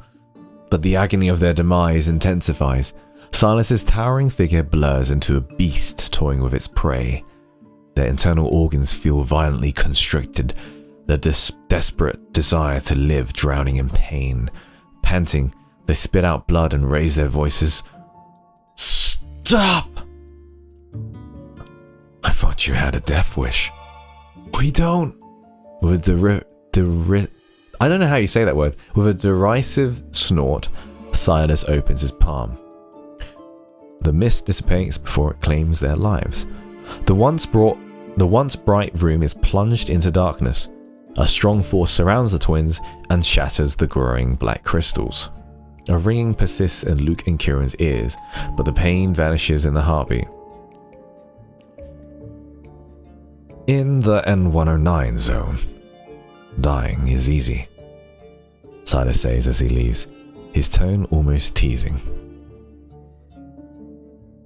Staying alive, now that's the real proof of strength. Damn. Boss, we're not here to kill you this time. 2 weeks have passed and Luke and Kieran... Oh, chapter 6. Twins. 2 weeks have passed and Luke and Kieran once again stand before Silas. They've fully recovered. One was never injured in the first place, and the other's wounds, a result of gouging out the crystals, have healed. There are only grotesque scars on his face and body. Otherwise, they appear healthy. We genuinely want to be your followers. Emphasizing the statement, they drop to one knee. Silas is slightly irritated. Drop the act. After the twins exchange glances, Luke looks up with a sly grin. Actually, we're curious to see if anyone can kill you, boss. Since we can do it, we want to stick around and see if someone else can. They widen their eyes soon after. If they're not mistaken, Silas flashed a cold smile tinged with anticipation. It's an expression they've never seen before. But the smile vanishes so quickly that they wonder if they imagined it. After a moment of hesitation, Luke lowers his head again and speaks in a respectful tone. Boss, that Sherman guy is suspicious. We'll keep an eye on him for you. Bowing his head, Kieran adds, we know his address, his usual spots, and his contacts. We can report to you every 2 weeks. Go, then. These words constitute the only command they receive. Understood, boss. When they finally stand up, they realize Silas has already vanished. As they exit the base, the streets of the N109 zone remain as sunless as ever. Passing a glass wall, they pause to look at their reflections. It's been years since they used the mirror, since they always used each other. It's an extra perk of being identical twins. But now, that's no longer possible. I still think twins should look like twins. Luke pulls out the backpack he's been carrying and fishes out 2 masks. He tosses one to Kieran and puts the other on himself. I got free to make these. Just found out he set up a workshop in the N109 zone. Try it. Kieran examines the mask in his hands and holds it up to his face. It's a perfect fit. He puts it on and playfully taps Luke with the long beak of his mask. Why are we even wearing these in the first place? No reason. Both of them, we're identical again. It's noon. The 2 young men walk side by side down a path that shuns all light. They stretch lazily. What do you think he is, Smile Man? Can someone actually kill him? I'm guessing it's a no. Yeah, I don't think so either. That was a cool book. I don't want to do that voice again though. Oh, how do voice actors do it? How do voice actors do it? Oh, holy shit! That was crazy. Thank you, Nagy.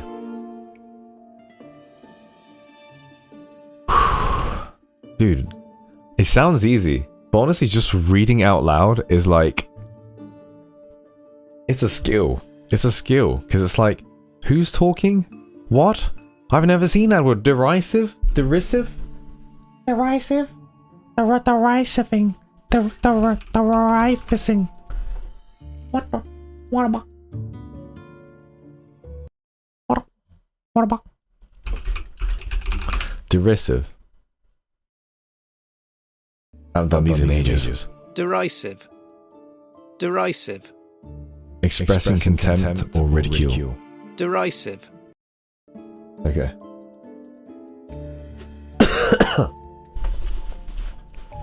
Derisive. Banshee, that is not the way that British dude said it. Derisive. Derisive. Hey, are you teaching me the American way? Derisive. Derisive. That British dude is wrong. No, Banshee. You are wrong. You betrayer. You. It's derisive, right?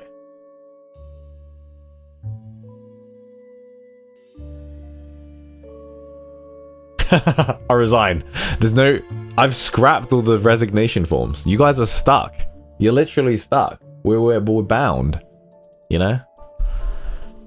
Too bad. Too bad, bitch. Too bad. Woo! Oh, money. Money. Bing, bing, bing, bing, bing. Boing, boing, boing, boing. Boing, boing, boing. Boing.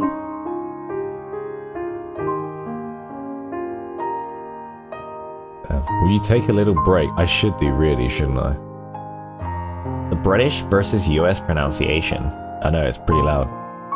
You have to suck it up now, guys. You have to suck it up.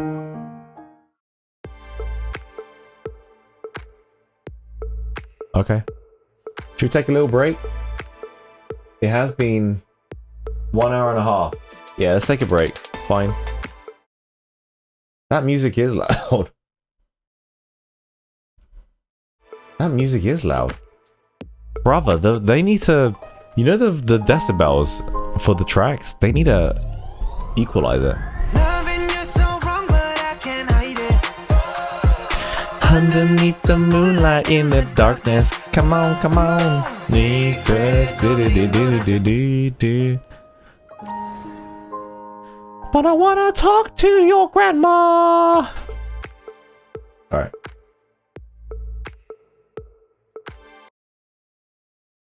Eyes on me, you follow my lead. Take control, I got you. Eyes on me, you follow my lead.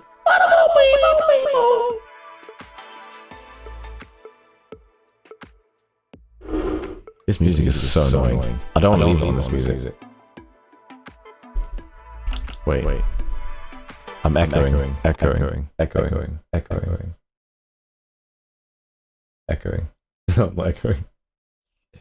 Sorry. Audio thing. Alright. Break time. Get your drinks.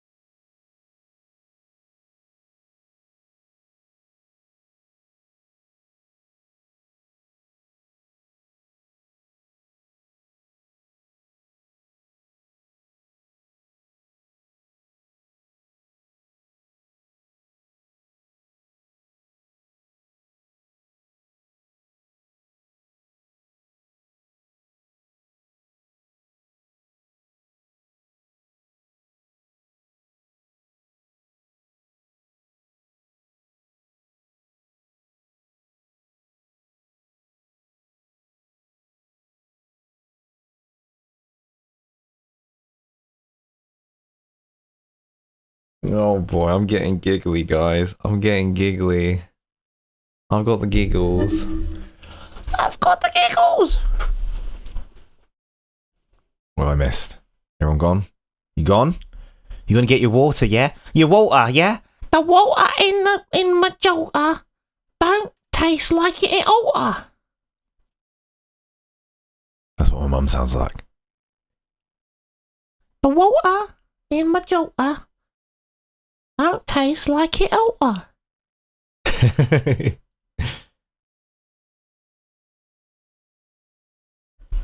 What made me giggle?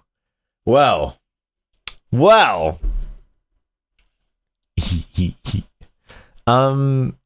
I don't know. I've been a project manager for over half a decade. And this is the most exciting, nerve-wracking project that we're about to endeavor. So, hold up! Is that a girl's dinner shirt? Oh yeah, it is! Oosh, oosh, oosh. Yeah. It is. You can't really see it when I'm in this, yeah? You can't really see it. Because of the clouds. But, yes, it is a girl's dinner shirt. Yeah, I'm very giggly right now.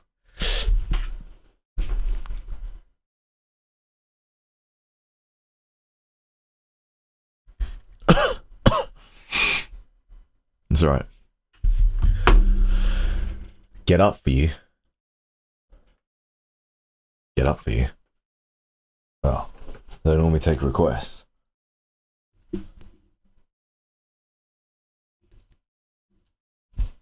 You see it? Is it shirting? The shirting? Oh my gosh, I have to crouch. Can't stand up straight. It's so cool. Very much. Okay. Right. I think I was just giggling for the whole break. I was just like, he.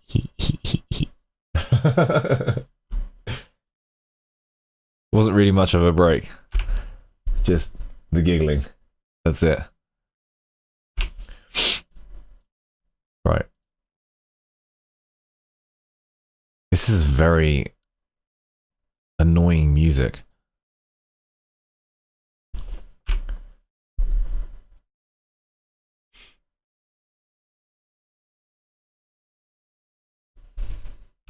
I will disclose no more. Right. Shall we, ladies and gentlemen? We are now going to learn about the frontline hunter.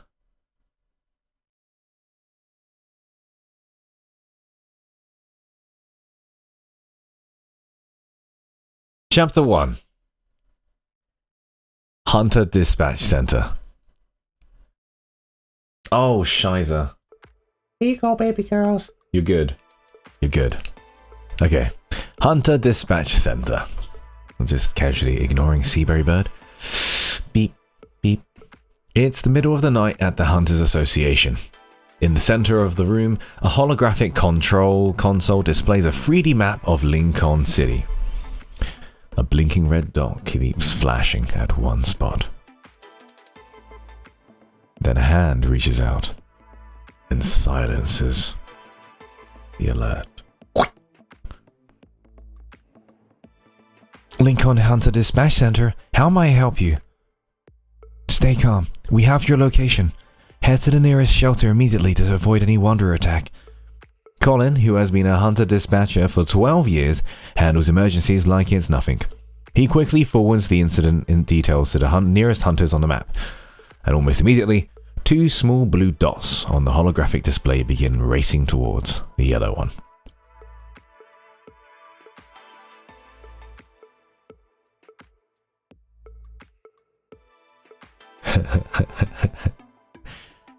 A timer appears overhead. 10 precious minutes for the rescue to succeed. Deployed medical teams, hazard alarms, real-time positioning now active.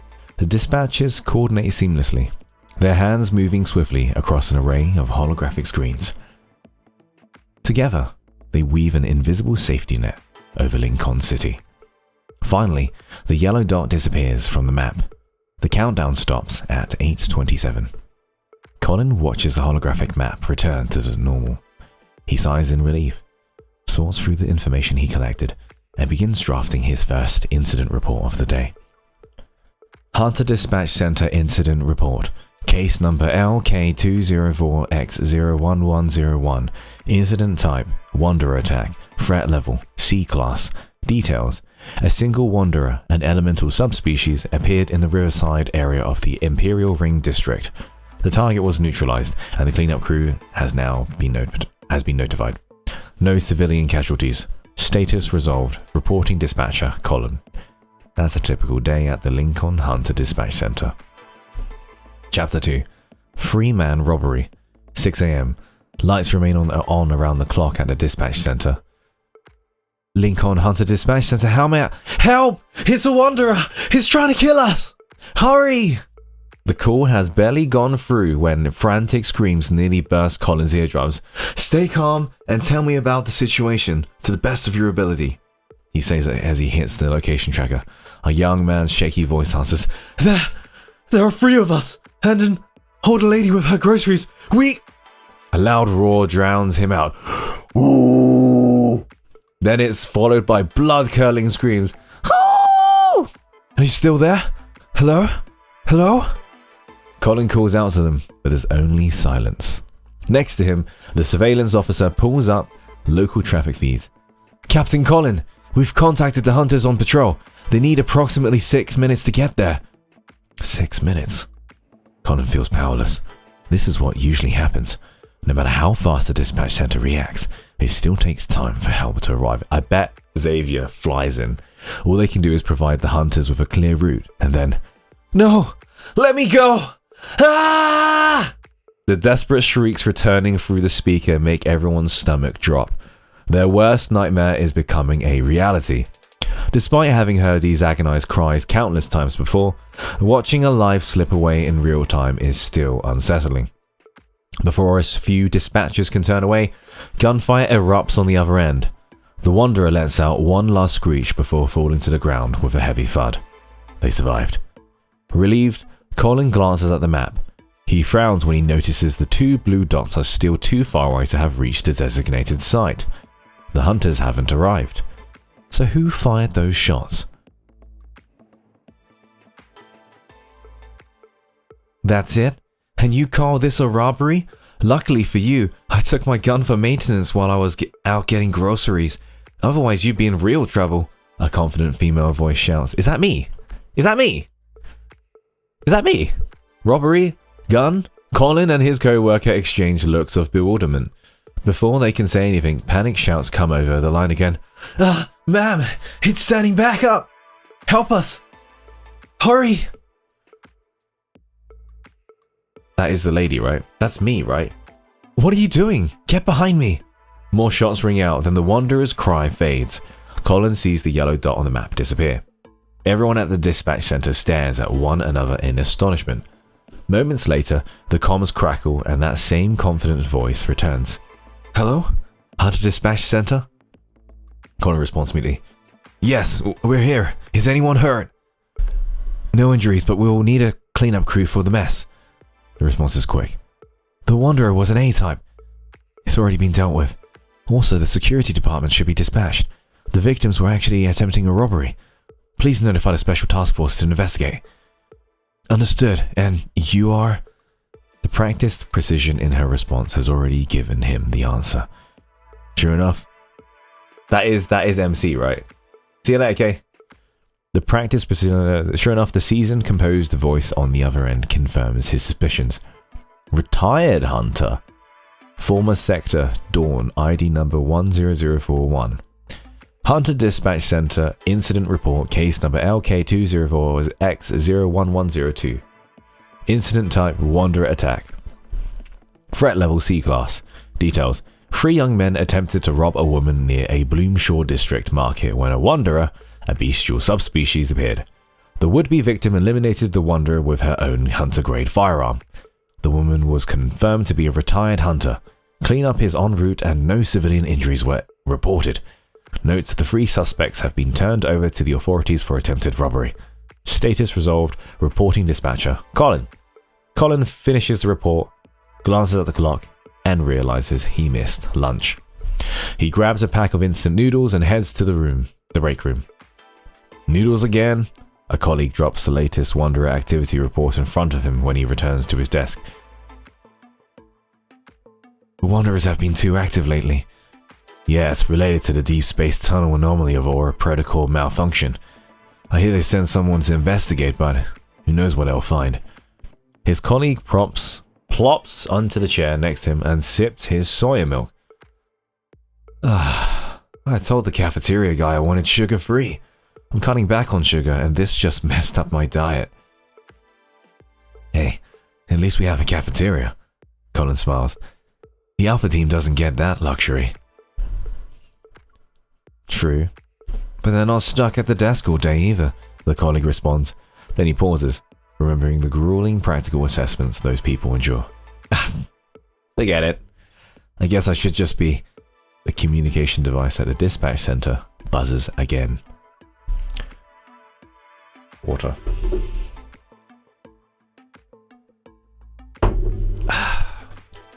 Chapter 3.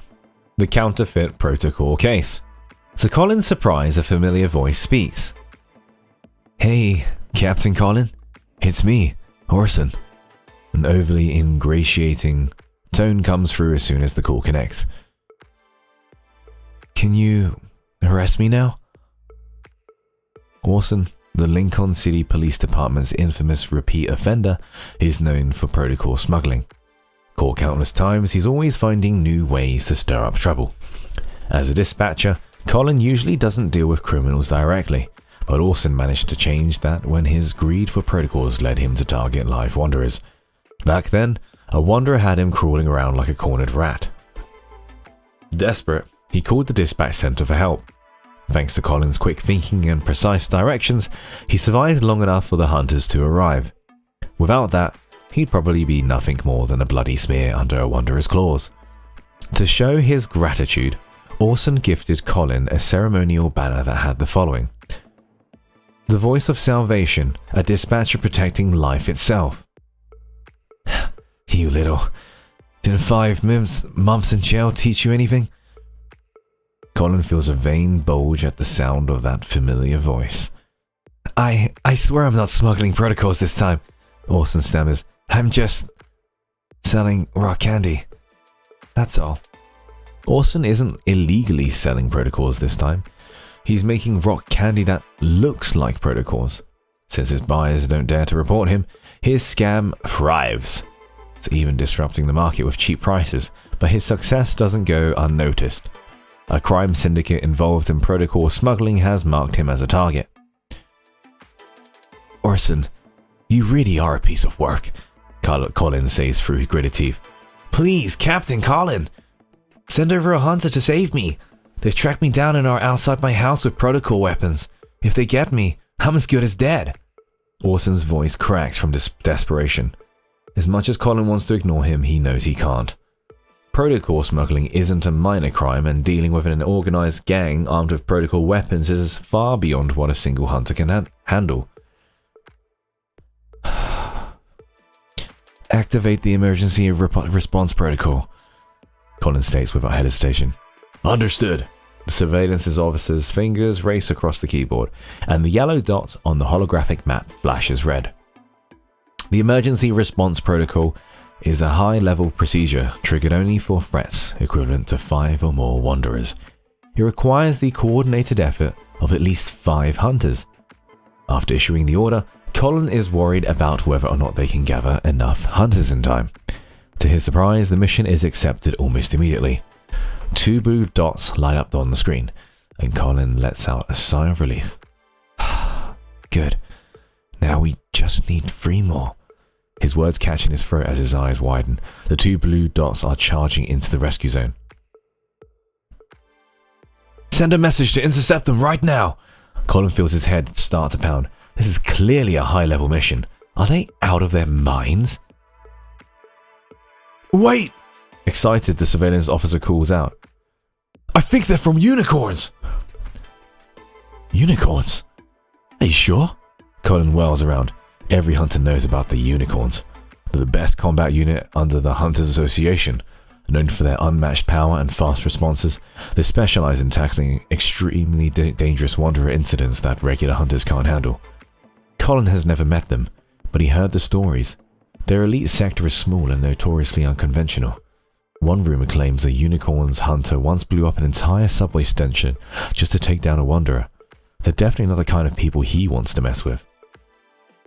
You like this one? But right now, that's exactly what he needs. Captain Colin, they're here. Orson's voice crackles through the communication device. He's tense and shaky. But there's only 2 of them. Can they handle this? There are 8 or 9 guys here. Oh! Orson lets out a startled cry as chaos erupts on the other end of the communication device. It's followed by panicked screams. Snake? Snake! Colin calls out, if you know that reference. His voice tinged with urgency. Just as everyone is holding their breath, Orson's voice comes through again. Captain Colin, the people you sent are insane. They just showed up and everyone went down.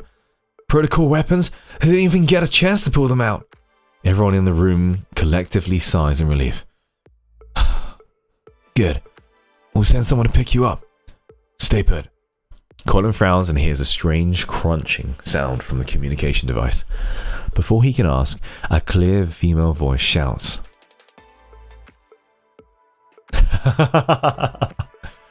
Xavier! Stop eating the evidence! Hunter Dispatch Center Incident Report, case number LK204X01103. Incident type, Protocol Smuggling. Threat level, A class. Details, Shellbank District. Orson, a repeat offender with 8 protocol smuggling charges, sought assistance from the dispatch center after facing retaliation from a crime syndicate over his sale of counterfeit protocols that were actually dyed rock candy. The involved criminal organization has been successfully apprehended. Orson, the reporting party, has been handed over to the relevant authorities for investigation of fraud. Note: a portion of the evidence is suspected to have been consumed. Status resolved. Reporting dispatcher, Colin. City Hero, Chapter 4. Lincoln's Joy Sky offers the most comprehensive selection of fresh vegetables and fresh products at affordable prices. Sponsored by Lincoln. Colin steps out of the supermarket. He's holding a steaming box of fried chicken. He stretches, content. His busy day is finally over. And all he wants to do is head home and enjoy some well-deserved rest. The supermarket is not far from his apartment, and all it takes is a walk through the business district and the plaza. It's rush hour, and many parents are walking with their children. The setting sun lights up their joyful figures and casts bouncing shadows on the ground.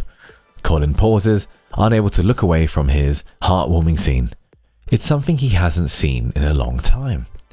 As a survivor of the 2034 Chrono Rift catastrophe, he, like countless others, knows how hard-won today's peace is. And like many people, he chose to be a guardian of his precious tranquility. But even guardians need rest. At least for tonight. He'll relax. Mommy, there's a lollipop in the sky. As he passes a small fountain, he hears a little girl shouting excitedly to her parents and pointing up at the sky. Colin thinks the child must be imagining candy in the clouds. He glances up at the sky, but that single look makes his blood run cold. A terrifying howl cuts through the air, woo, and his heart followed by the screams of frightened women. Not men, just women. Women. For a moment, no one reacts. Then massive figures emerge from the dust, their bodies covered in jagged black crystals. Jenny! A mother in the distance stares in horror as the spot where her daughter stood is covered in rubble. Her legs give out and she falls to the ground. Mommy! A cry rings out. Hope flickers back into the woman's tearful eyes. Colin falls to the ground. He rolls a few times with the girl held tightly in his arms before stopping. As soon as he As soon as he saw the wanderers, he dropped his fried chicken and sprinted over to save her. A sharp pain shoots through his back. He's dizzy, but he forces himself to dial a number on his communication device. Hunter Dispatch Center. Hunter Dispatch Center, how may I help? Wanderers at Silver Bay Creek Plaza. There's 3 of them. They're highly dangerous. Send backup. Captain Colin? The voice on the other end pauses, then adopts a serious tone. Understood. We'll contact all nearby hunters right now. Ooh! Frustrated, the wanderers shriek. They're furious that their prey has escaped.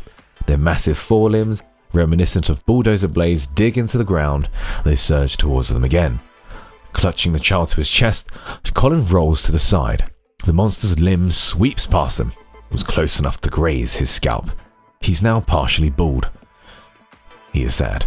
He shudders as he thinks about what would have happened if he had been a second slower. 1 second. A second slower. A second slower. There we go. There we go. A second slower. Boom! A powerful shockwave hurls Colin through the air. You didn't even hear that. Wait, did you hear that? Wait, I'm gonna do that again. Wait.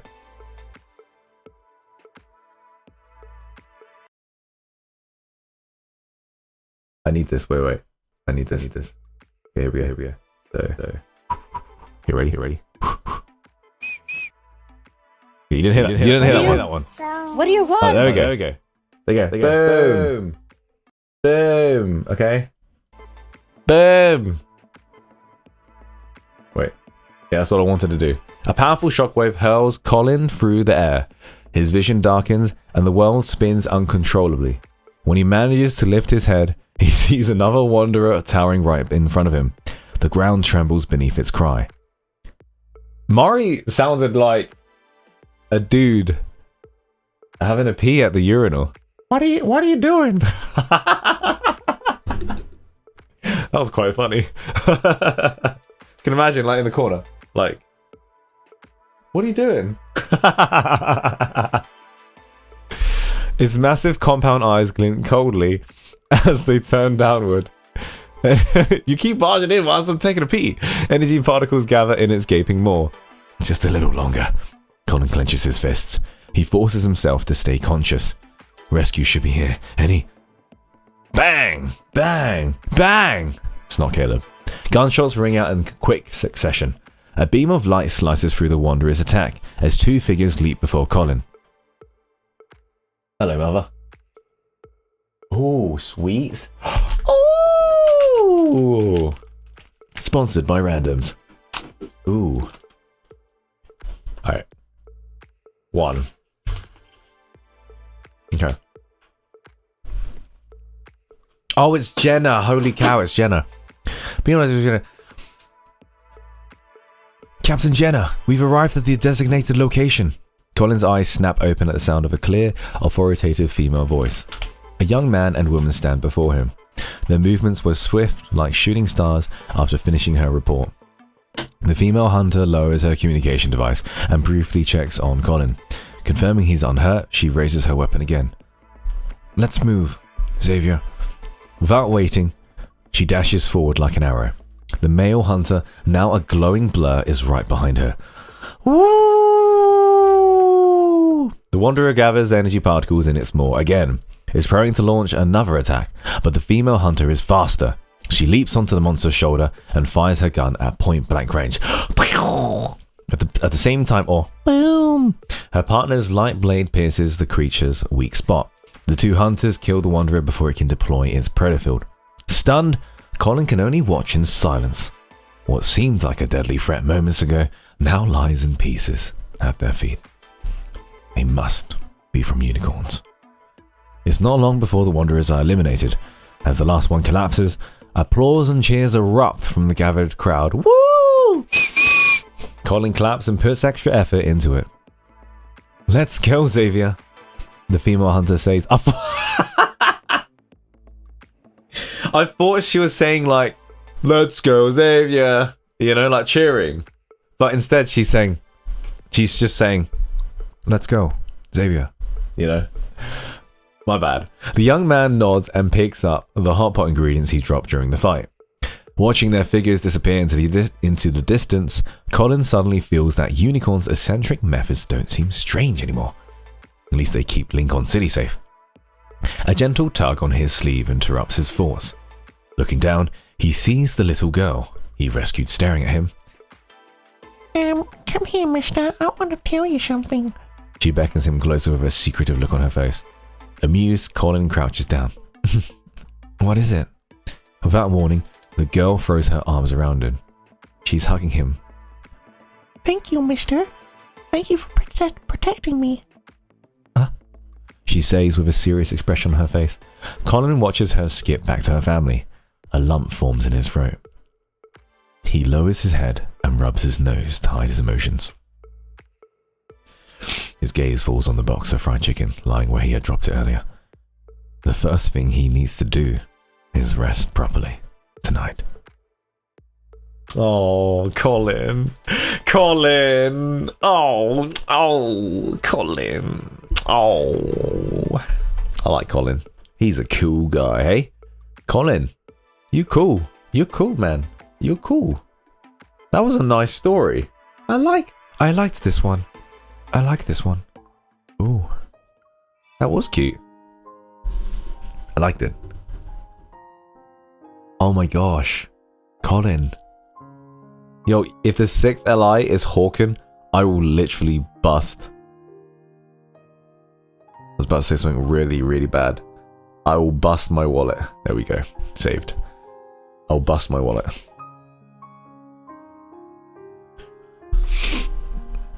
That was cool. How long is this one? I'm just gonna check how long this one is. Okay, I'm not reading any of it. We can do this. We can do this. We can do this. We can do this. We can do this. We can do this.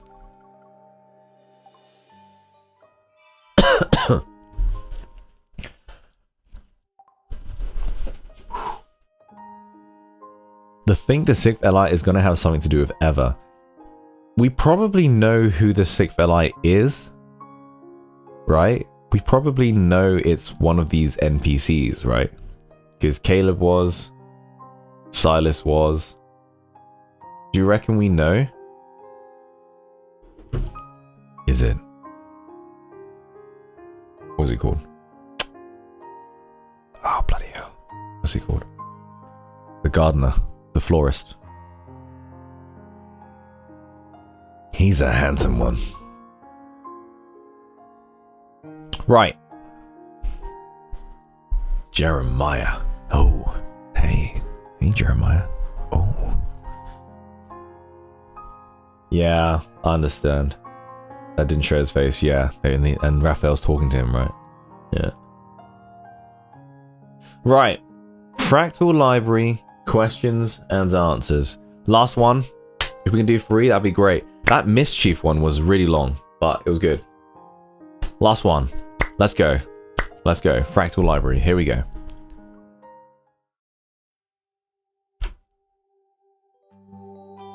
There we go. Chapter 1. Question 1. Question 1. Why is it called the Fractal Library? Hello and welcome to the Fractal Library. Since this is the very first question in our guest book, I'd like to use it as a chance to share the library story. I've never been the type to settle down. Over the years, I did all sorts of jobs. Mason, gardener. Why is it suddenly getting louder? Hey, hey. Sorry. Where was I? Mason, gardener, delivery driver, janitor, clerk, and more. One day, I, drawn in by the peculiar name of this library, pushed open its doors. Inside, it was deserted and coated in dust. Driven by curiosity, I took a book from the shelf and opened it. And in that instant, a new universe unfolded before my eyes. And I fell in love with this place. While I was engrossed in reading, a telephone at the front desk rang, its chime echoing through the library's towering halls. For some reason, I approached the counter and answered the phone as if beckoned by an unseen force. 10 minutes later, the call ended. I can't talk about what was discussed, but after that conversation, I became the library's administrator and finally understood why it's called the Fractal Library. Most of the books here are science fiction. Nearly every fictional universe inside them branches out after its own Big Bang, the banging, and spawns countless worlds of infinite complexity. Yet the similarities are uncanny. The books themselves reflect this fractal nature, each with a sense of endless variety and overarching similarity. They highlight recursion, chapters mirroring the entire book, paragraphs echoing the chapter's themes, sentences extending the paragraph's ideas, multiple layers within their structure, like fractal patterns that reveal finer details, and non-linear complexity, interwoven narratives forming intricate, dynamic patterns. Do you see how long that sentence is? That is a paragraph. This is the paragraphing. The paragraphening. Realizing this only made me love the library more. I've never met its actual owner, so sometimes I imagine what I'd do if I were in charge. Maybe I'd rename it the Word Fractal. Wait. Maybe I'd rename it. The word fractal is a bit abstract. I might call it the 10 Library. Is that a to the power of? What does that say? 10 to the power of what? Minus 33. Does that say minus 33?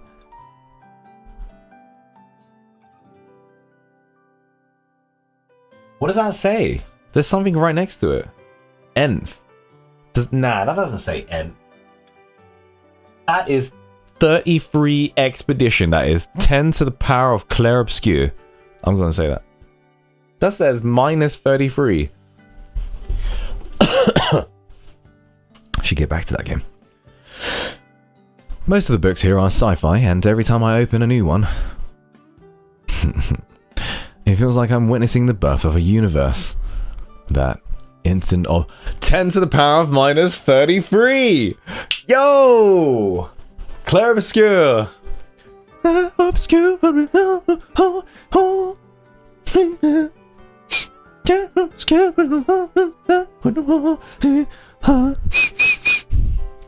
Instant of 10 to the power of minus 33 seconds when the cosmos explodes from a tiny singularity. It's a name you could explain as single sentence, straightforward and easy to grasp. Still, whenever I imagine making that change, the phone rings again and it reminds me that this place already belongs to someone else. Chapter 2. Question 2. Question 2. Why did you want to open this kind of library? Well, first of all, I didn't open this library. It's always been here. I'm just a temporary administrator. But I can tell you why one phone call convinced me to stay aside from the money. Change is the only constant in the world. As I said before, I used to wander from place to place and never stayed in one spot for long. Over time, I learned to love that freewheeling life until I stumbled upon this library. Here I found everything I had seen and experienced. Even if I traveled across the entire globe, it wouldn't add up to a fraction of what's contained in these shelves. This place holds countless stories and infinite possibilities from ancient times to modern days and distant oceans to nearby mountains. Human imagination truly knows no bounds. Many ancient myths have become today's reality. Perhaps all the things we consider impossible now and the mysteries we haven't observed really exist somewhere. Maybe in the future, or maybe in another universe. I choose to believe in the worlds that you can find in those stories. Even if I spent my entire life reading, I'd only explore a tiny corner of this library. Yet this corner would still hold more wonders than I could ever encounter outside. As an administrator, I feel like my journey here has no end because I never know what awe-inspiring world awaits me each time I open a new book. There's another reason that's even more important.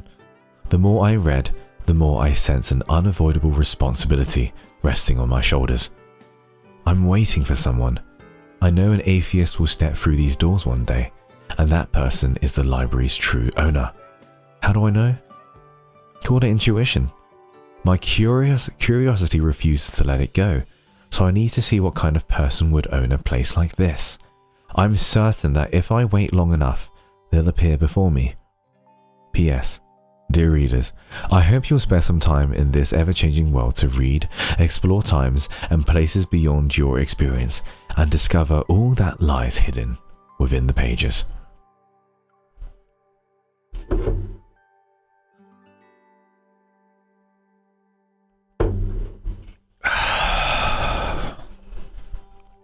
Chapter 3. Question 3. Since there's an extensive collection, which book is the curator's favorite? First, let me say again that I'm not the curator, I'm just the administrator. Now, about your question, let me think. Choosing a favorite. This is tough. I can't pick one, but I can tell you about a story that it really stuck with me. I still think about it even when I finished reading it a long time ago. It was set in a world obsessed with efficiency. People had no names, only numbers. Those in power genetically screened embryos and based on the results decided their entire lives from what education they'd get, what work they'd do, whom they'd love and marry, and even the traits of their children. Everything was determined by genetics, and the talents bestowed by the gods were fully realized. Nature and nurture, when perfectly fused, left no room for debate. No matter where you looked, it seemed like flawless harmony. At first, the world seemed dazzlingly blue. Blah, that is a mouthful. The world seemed dazzlingly beautiful, and everyone believed this was exactly how the world should be. But the balance was shattered when a wealthy individual engineered a child without flaws, Sephiroth. This child could adapt to anything, yet he revered nothing. He soared above every rule and sneered at order itself. And this is when he said, "Good to see you, Cloud." Cracks in the system appeared, and where there are cracks, rebellion flowers. But we all know that rebels in any universe are branded as traitors, and they are forever condemned in history. I encountered another world. It was nothing like that harmonious place I described before. By the time I looked at it, it was already on the brink of death. Everyone but him had fallen victim to a virus that stripped away the human form and humanity. It turned people into an energy that would perish along with the planet. You reminded me of cancer cells, once harmless symbionts that entered a frenzy of endless replication until they destroyed their host and died with it. All of it done for the sake of immortality. To prevent this calamity from spreading elsewhere, he became the world's lone survivor. He had a single mission: eliminate every infected individual, root out every trace of this disease, and then guard those warm remains until they had fully crumbled away. He waited for what felt like an eternity until all drifted into emptiness. He became a prisoner of time, the embodiment of loneliness, forever the last person. And in the end, as the final speck of that world turned to dust, he vanished too. Now that I think about it, the stories that truly stayed with me all seem to prove an old saying. Happy stories are the same, but unhappy stories each have their own kind of unhappiness, and this is why we play Love and Deep Space. Once a story finds its perfect ending, it stops, and no one looks back. Imperfections, however, remain unforgettable. They echo without a response until the end of time. That's why you gotta love your imperfections, guys. If these stories are someone's reality, if their worlds truly exist or once did, could they have been just experimental playgrounds for some god's whim? Bits and pieces thrown together without a second thought, proportions guided by mood, one failure after another. Each would be more fleeting than a grain of sand and a flicker of light.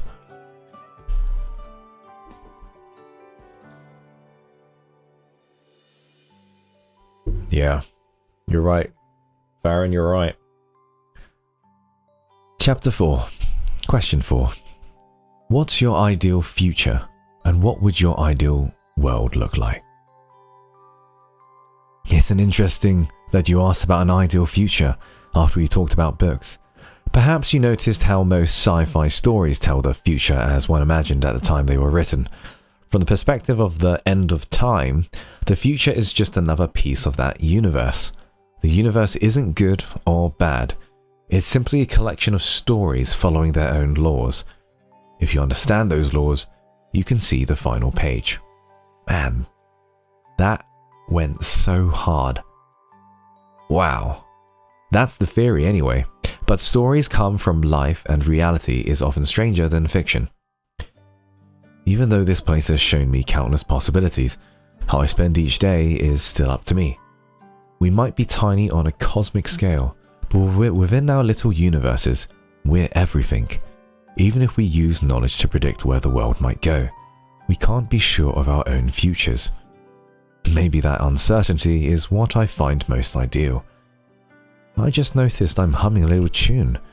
It's amazing how long I've been here. I've picked up habits from those around me. As for the ideal world, if I must respond, I suppose the utopia so often mentioned in books sounds appealing. It's a place where everyone can be who they want and live as they wish. And in some games, we call it the Promised Land. But a world with nothing but light and no darkness is as stagnant as a dead pond. Such a place can never exist. Still, I hope everyone can become their own utopia. After all, there's no law against making a wish, right? People can wish wherever and whenever they please, and I'll write my sincere blessings for every reader here. Chapter 5, to be continued. Hello? According to my calendar, it's not time yet. When the moment arrives, I'm sure he'll come looking for me. Almost there. Give me a break. We'll know the truth soon enough. And if he doesn't show up, well, we know exactly where to find him. Right? By the way, how did that new book of yours turn out? When can I read it? Oh, it failed again. Huh? That's okay. The one I'm working on now is long, so there's still hope. Stop nagging me. Okay. If he doesn't appear, I'll find him myself. I have to get back to work. I'm in Lincoln City now, so I have to stick to the schedule here. Bye. After hanging up, I noticed the clock above the door says it's 10 a.m. No one manages time as precisely as that caller. I draw back the curtains, open the door, and breathe in the scent wafting in from the cafe next door. Standing outside, I stretch and order my morning treat. 100% sugar sea salt cheese latte with double whipped cream and chocolate drizzle. That sounds just like a Zane special, as well as a Banshee special. It's a sweet dopamine rush to kick off a lovely day. Sugar sea salt cheese latte. It's not my cup of tea. I know what that will taste like. Not my cup of tea. I don't like I don't know what they put in the bubble teas, but they put that foamy cheese in it and people love it. Nah, I'm good. I'll stick to the plain old. Is it cream cheese? Yeah, that shit with the, and then they like put the blowtorch on top. It's like, oh look, it's creme brulee. And I'm like, nah, I'm good. My mom and dad like it, and like it's very indulgent. I'm not an indulgent guy because I'm indulgent enough. That was so cheesy. A child, me, perhaps 7 or 8, but stops at my doorway and peeks inside. But he doesn't enter. Do you want to come in and look around? The child glances hesitantly at the sign on the doorframe. I realize my mistake and flip the closed sign. He follows me into the library, opens the guest book by the counter, reads a few lines and then scans the room while being puzzled. He soon meets my gaze. A library? A library? And most of these things don't look like books. What a perceptive kid. That's another reason for me to love this place. You're right. A lot of the things here aren't what you'd call books, but let's call them books for the sake of convenience. Can I check out the things that don't look like books too? Of course. When you want to read them, they'll take on a form that's easy for you to understand. Books are the ideal medium, but if you prefer cartoons, that works too. Wow, that's amazing. As the child loses himself in this new discovery, I lean against the doorframe and watch the busy street. If each book holds a tiny world, and everyone who enters a library seeks some kind of answer, then I hope you find your own singularity in this little library, your personal starting point, your own universe. I might not meet all your expectations, but I'll still say the following with sincerity. Hello, welcome to the Fractal Library.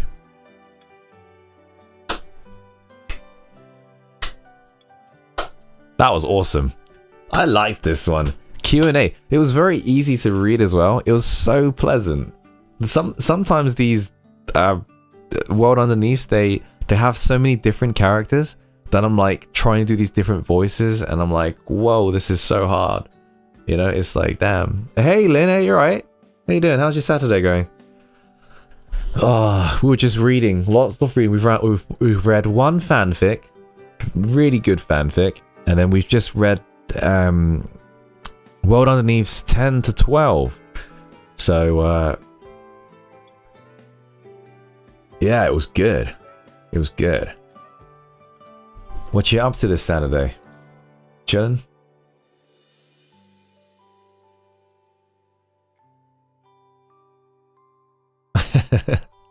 Let me catch up on Discord.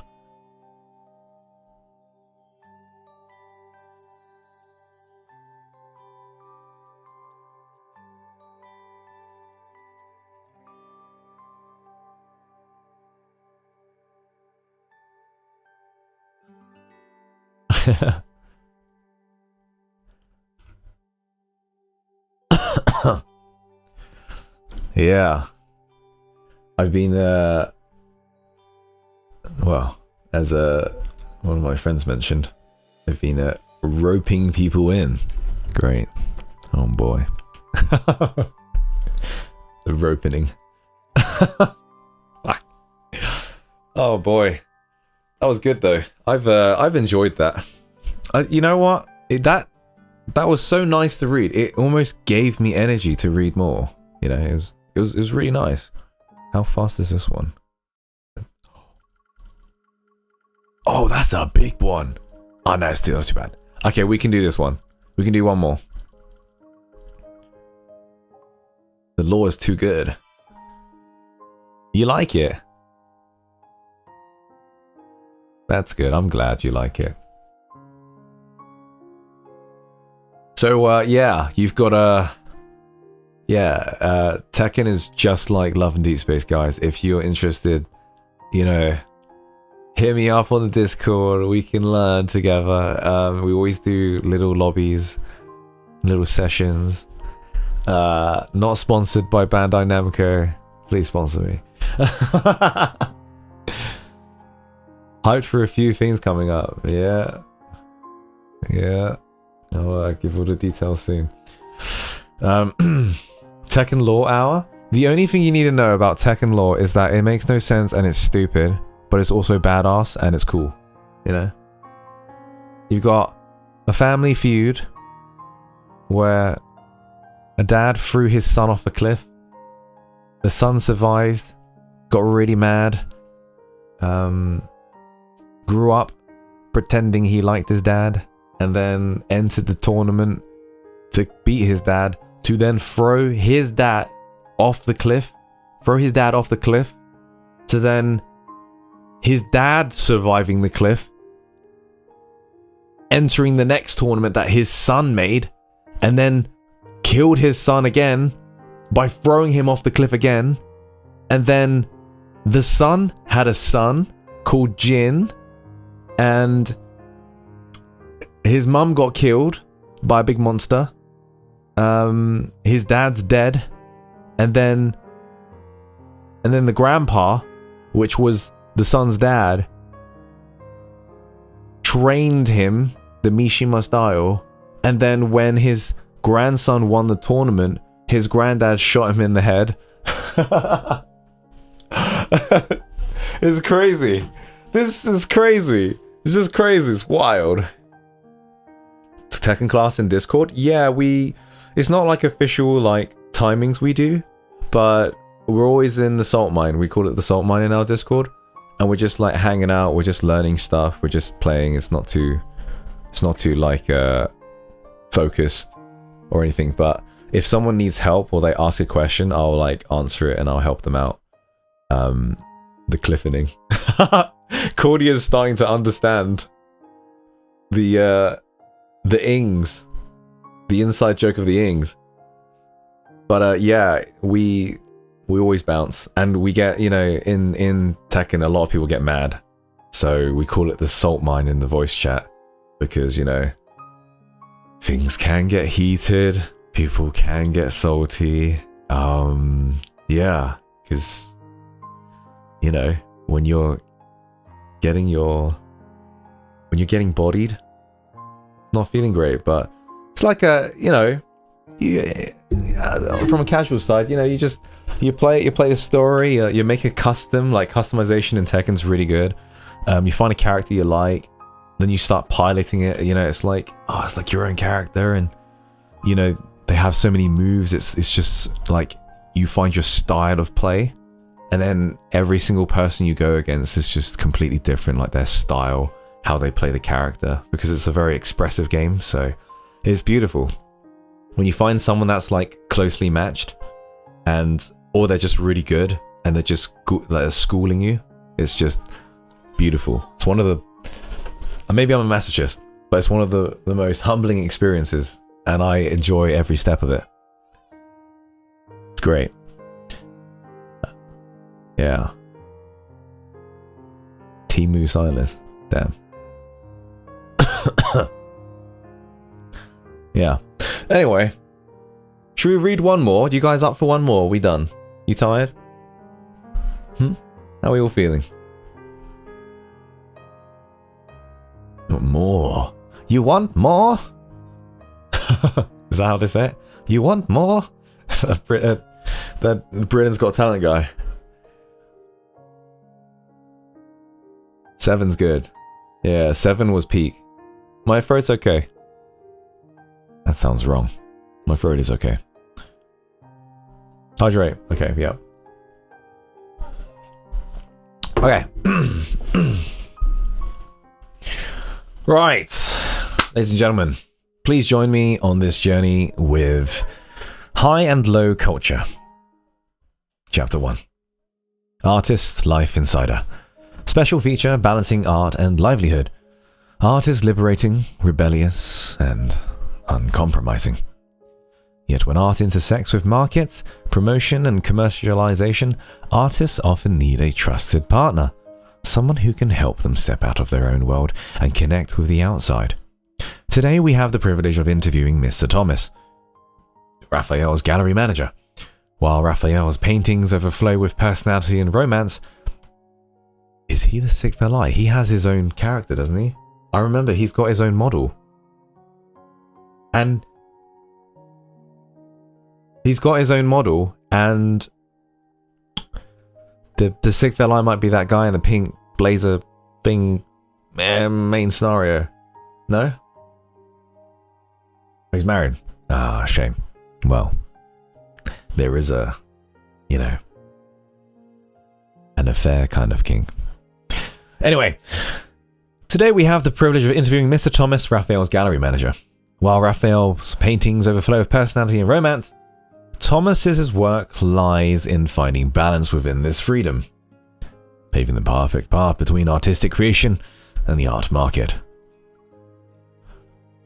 Join us for issue 14 of Artist Life Insider as we delve into the gallery manager Thomas's story.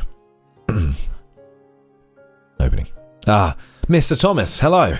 Thank you for taking the time for this interview. Could you start with a self-introduction to help our readers understand your background and work? Hello everyone. I'm Thomas. No need for formalities, just Thomas is fine. Like how Raphael calls me. I've been in art management for several years now.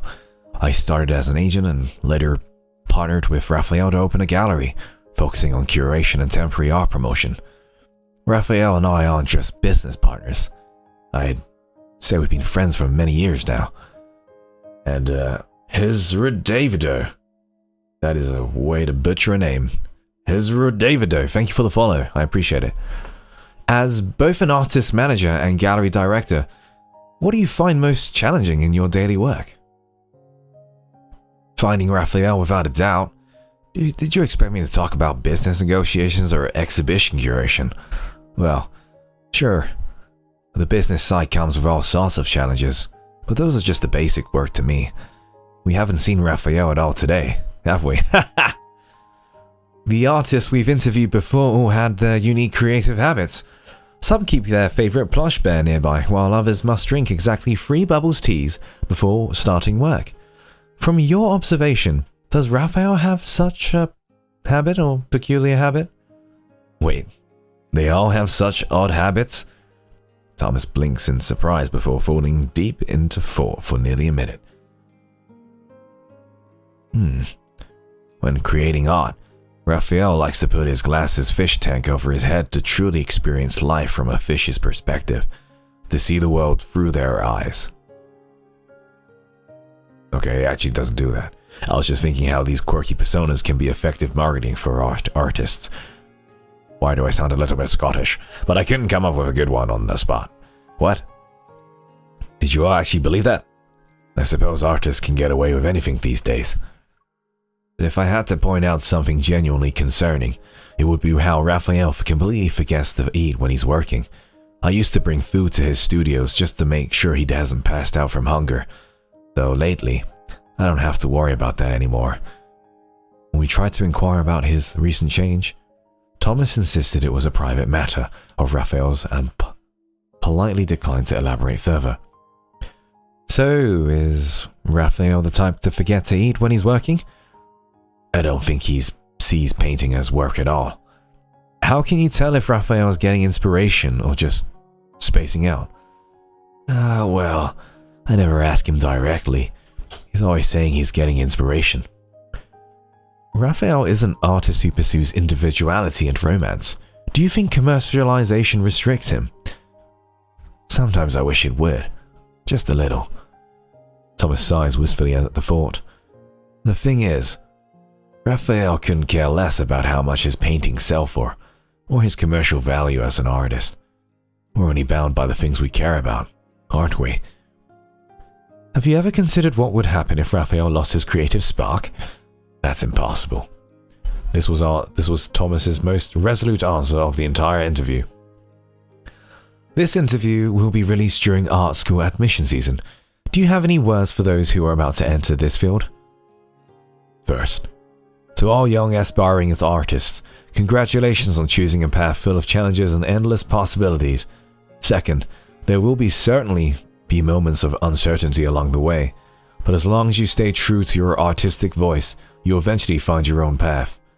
Who knows? Perhaps one of you will become as remarkable as Raphael. They'll definitely be there to sign in when you do. Finally, try to dance with the industry. Art isn't just about creation. It's intimately connected with markets, audiences, and society. Understanding how the industry works and finding your place within it is an art in itself. Your work will ultimately dialogue with the world through various channels. Here's to all young artists. May you find joy in the world of art. Shit! My throat! Water. No more water. We press on. Chapter 2. Birthday. The scent of fresh vegetables still clinging to soil mingles with the sharp smell of raw meat, while the sound of haggling fills the air.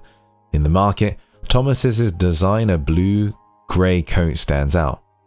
A nearby elderly man, in nothing but slippers and shorts for his grocery run, eyes Thomas's jingling metal necklace with visible disapproval. The produce vendor stares for a good 3 seconds before recognition dawns. Thomas? Solana was here this morning. Wait, that is a word. Thomas? Solana was here this morning. Didn't you two coordinate?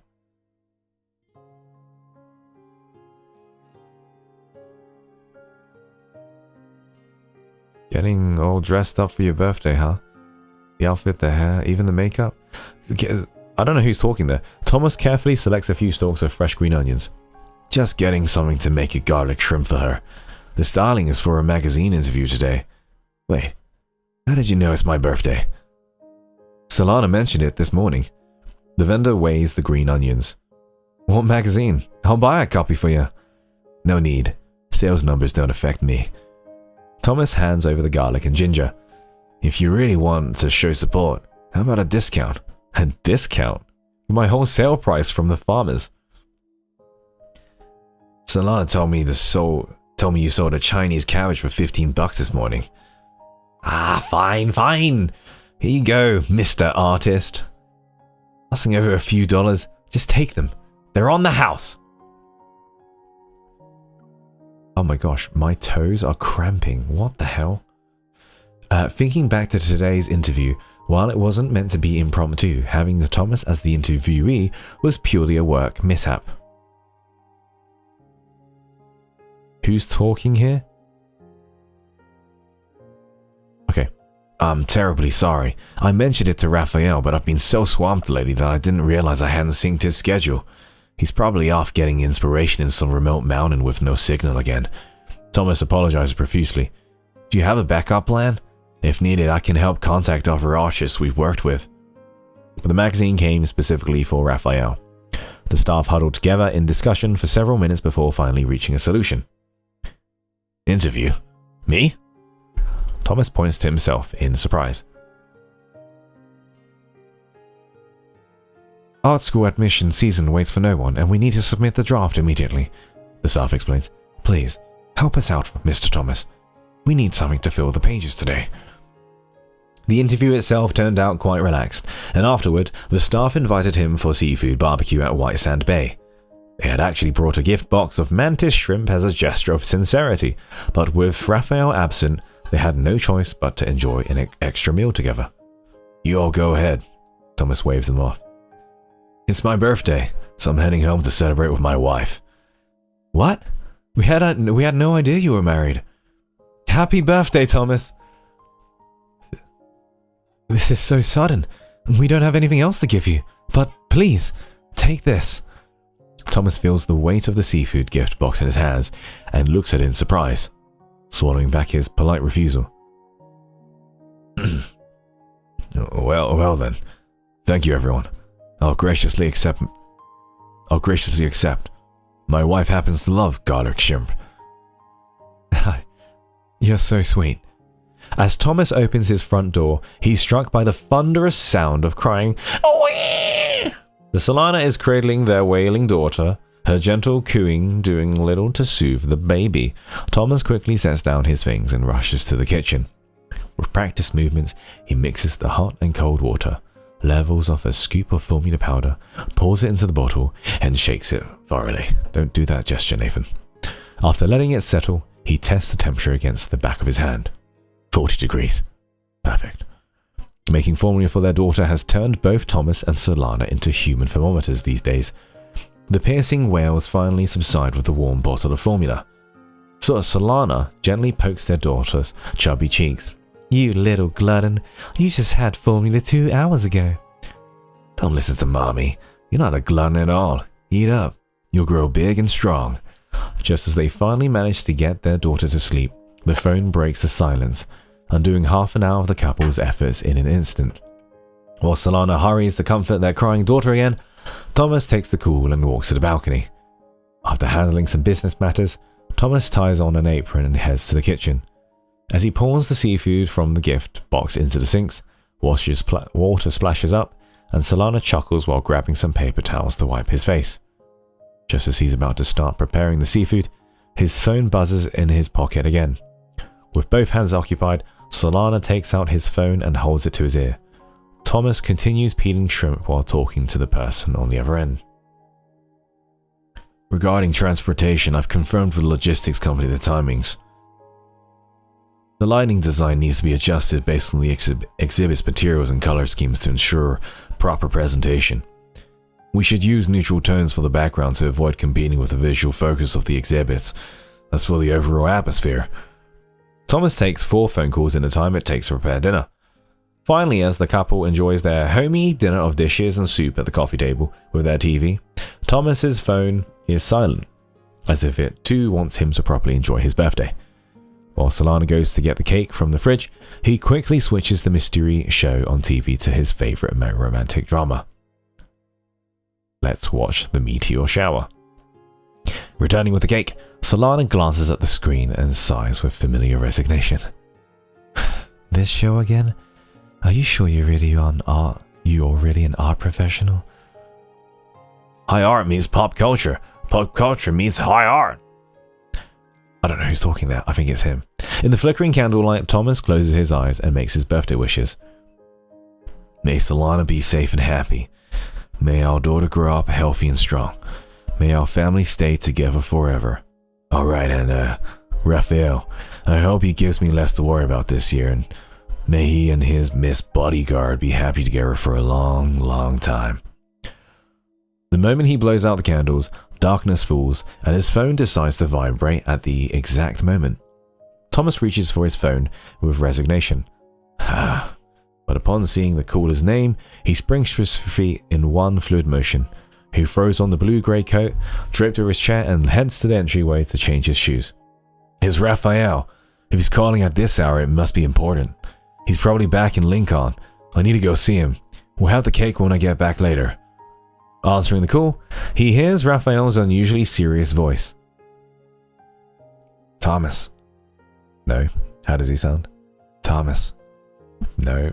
How does Raphael sound? Thomas. Come to Mo. Quickly. I can't do it. I have something extremely important to discuss with you. Thomas manages to take the call, change his shoes, and press the elevator button all in one seamless motion, taking no more than 10 seconds. Actually, I had something pretty important today too. I mentioned it to you, but I failed to put it in your schedule. That's my bad. It's all been taken care of now. Raphael sounds confused. Huh? This needs to go in my schedule too? As the elevator dings open, the voice from the phone receiver emerges with one real space. Happy birthday!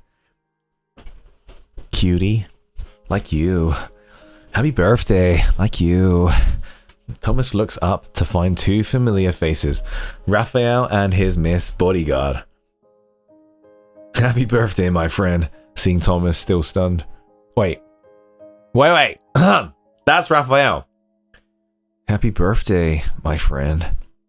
Seeing Thomas still stunned, Raphael leans against the doorframe and lifts the gift box in his right hand. Important business accomplished. This didn't need to go on my schedule, right? That's not what I... Thomas trails off with a helpless laugh, quickly accepting the gift box. Come off for a bit and have some cake. Better not. You might lock me in and start demanding manuscript updates. The girl, still in her hunter's uniform, playfully shrugs and links arms with Raphael. Free time is precious. Spend it with the... Flippin' hell. Whoa. You wanna sprend it? Sprend it. Spend it with the ones who matter. We won't keep you any longer. Exactly. Stop thinking about work and watching every move. My every move.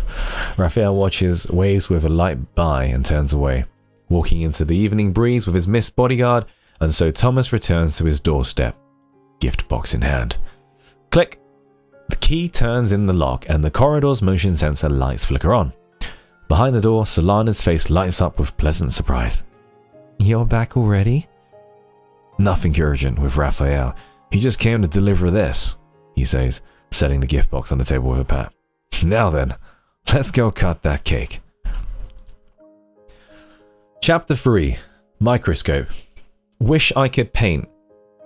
As an art school applicant and devoted fan of Artist Life Insider, I heard this one word feature Raphael. Saved it especially for the day before my entrance exam, hoping for some inspiration from my idol. But why did I get his manager instead? Raphael wasn't there, but his presence was everywhere. Think about it. Really think about it. I actually believe that the part about him wearing a fishbowl while painting... I love their names. I'm going to read them out. Raphael Riddable Fish Dinner. It's thanks to having such a professional manager like Thomas that Raphael can focus on creating art. Supporting Thomas. User 426835.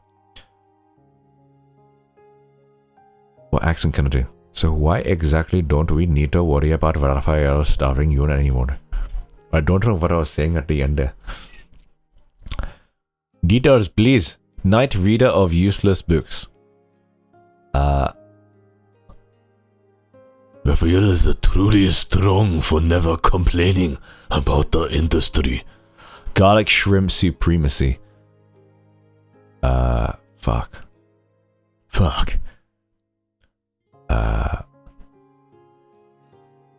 What other voices can I do? Fuck. Thomas clearly shows his expertise as manager. The insights he shared in the interview are really valuable for anyone planning to enter the art industry. Good luck to everyone with their entrance exams. Confident women, live breast. You see what I did there? I saw it, and it was quick. When is Raphael releasing new work? Just a leak. Is that an innuendo? That's an innuendo. Just the leak. Hey, it's just a leak.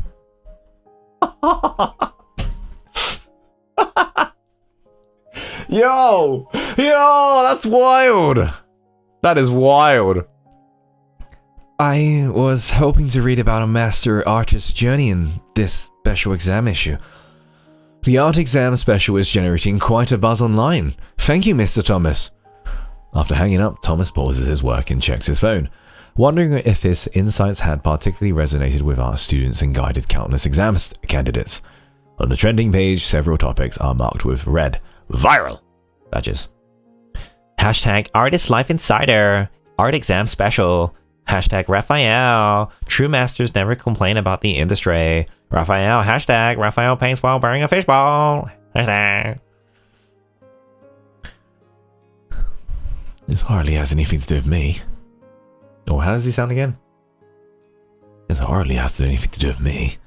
He scratches his head in confusion, opens a discussion thread and scrolls through until he finally finds a few mentions of Thomas among the flood of Raphael comments. Well, at least some people have the insight to recognize his expertise as an artist manager. Thomas turns off his phone with satisfaction and returns to the work.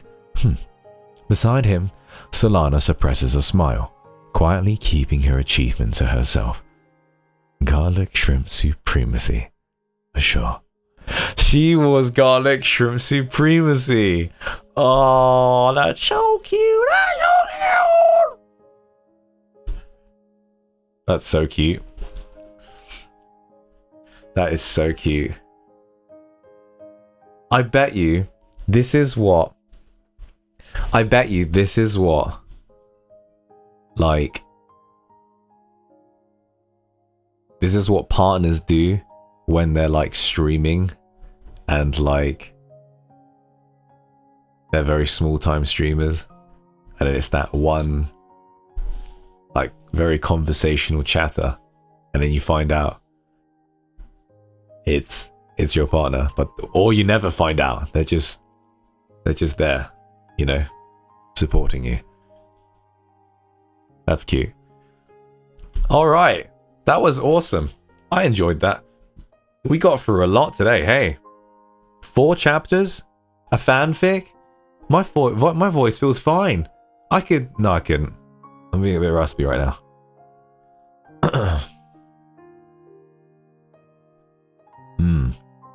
Well done. My parents, they don't really care so much about what I do. I'll be like, oh, this is what we're doing. And then my mum will be like, So anyway, like, you know, your sister, she would like do this and like that. I'll be like, okay. Anyway. But I enjoyed today. That was fun. I enjoyed it. That was a good day today. Only I can hide it. Come on. Moonlight in the darkness. Do.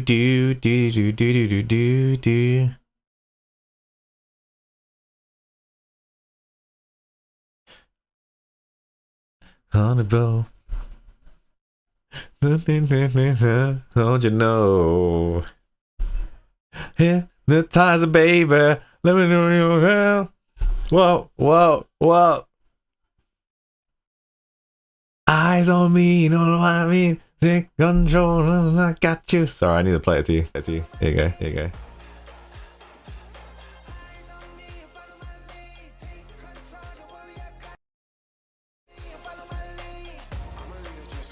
Let's go back to this. Sorry. It's because I've got so many tracks. So like, yeah. It's hard to juggle all the tracks, the scenes and everything. Like, honestly, behind the scenes is like... what the hell's going on, you know? Oh, don't you close? Come a little closer to me. I just want to...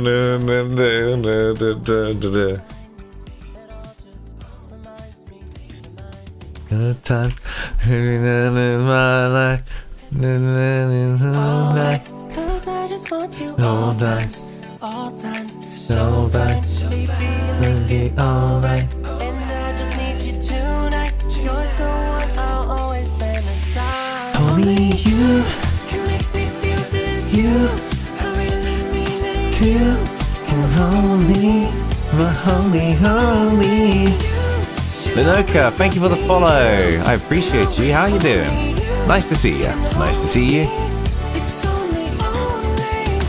Let me make it good tonight. Let me make it good tonight. Oh, oh. I'll make you feel so fine. Make you feel so fine. What was your favorite idol Kindle then of that whole banner? It's a good question. Should we end it on a... Should we end it on a tier list? Idol tier list of what I enjoyed. Just a quick one. Just quick. Be 2 secs, yeah? Like a deep space tier list.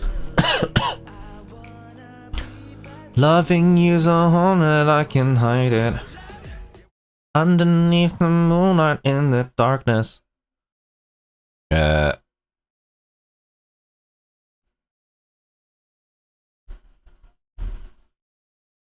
Sorry, the music is so fire. Let me play it in the...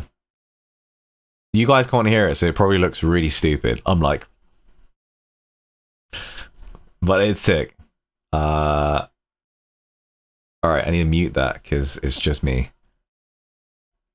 And then we're gonna play the YouTube music. Can I just hold you close? Oh, I fixed it as well. So,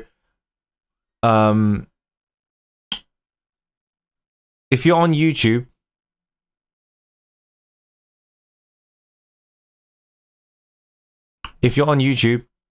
I can only set the track on Twitch without copywriting. These aren't copyrighted songs, so I can just play it anyway. But I'm just warning you, if I'm playing like copyrighted music, you need to go to Twitch to hear it, okay? Is that alright? Capiche? The capitioning? Yeah? Alright, anyway, besides that.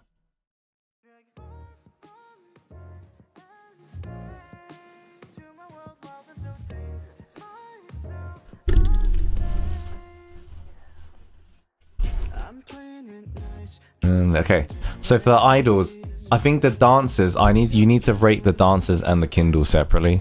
So for the dances, I really liked Caleb's is the best. Generally the dance is fire. Then it's... Oh shit. Okay, dance wise, dance, Raphael.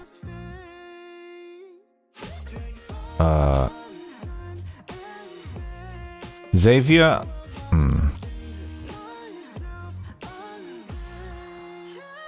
There's too many rows here.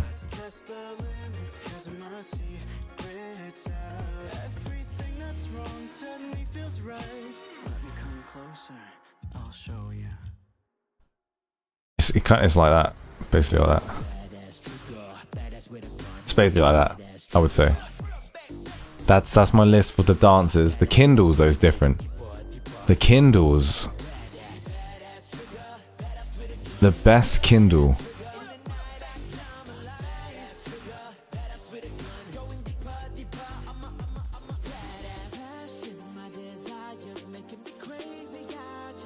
I did really like Caleb's, to be fair. I really did. I really like Silas's and Raphael's. I would put these three here, like... Which one?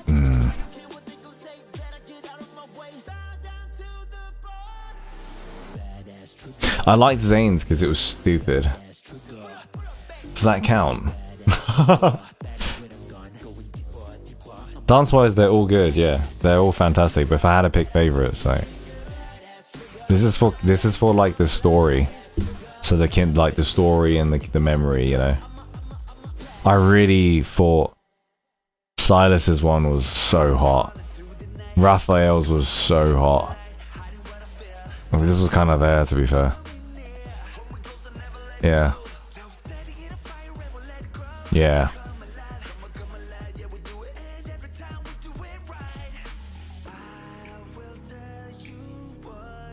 Silas's story is quite weak, but the moment was so fire. Like when he's like, I'm gonna go up your skirt now. Holy shit. Yeah, something like that. That is what I would think of the Idol banner, as in terms of story and like the whole Kindle. But the dances, fuck, Caleb, fuck now, you're good. Steal my song, don't give it back. Maybe like that. Raphael's was really naughty. Really naughty. I liked it. That was my cup of tea. I was like...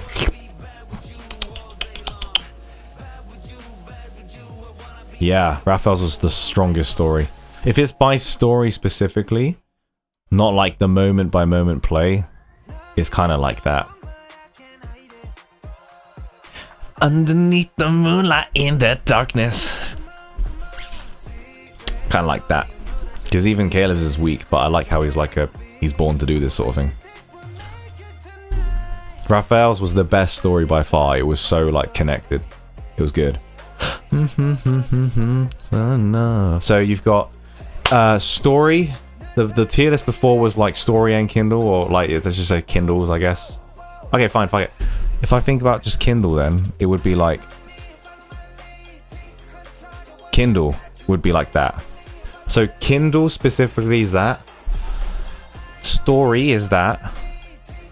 And then whatever I did before is like the dancers, basically. Okay. Anyway, we're done today, guys. We are done today, guys. We are the done-earning. Does that make sense? Just hold you close. Convicted. I love this song so good. I would love to dance to this song. I am dancing to this song. Lonely, lonely, no. By your side. Define me. Sorry, I'm getting too hyped. Don't have in my life. Alright. All night. All times. All night. All night. All night. Only you. You hold me. Hold me. I'm gonna raid Kamesy. Not many people I know are playing Love and Deep Space, but we're gonna raid Kamesy. Yeah, we all love Kamesy. Okay, yeah. Let me get tonight. Oh. It's just so fun. I need to stop it there. It's gonna go. Hello, sir. You're copywriting. Rah rah rah. Hello, sir, hello. That's me again. Okay. Thank you so much, guys, for tuning in. Please like, subscribe, follow, do whatever you have to do, because it actually really helps me out significantly now. So I won't sugarcoat it. Please support me if you like my stuff, okay? And thank you very much for tuning in. I appreciate every one of you, and I appreciate that you're spending your precious time with us and our community. If you haven't already joined our Discord, we're lovely. Okay. All right. See you around, guys. See you. Cheers. Bye bye. Bye bye. Bye bye.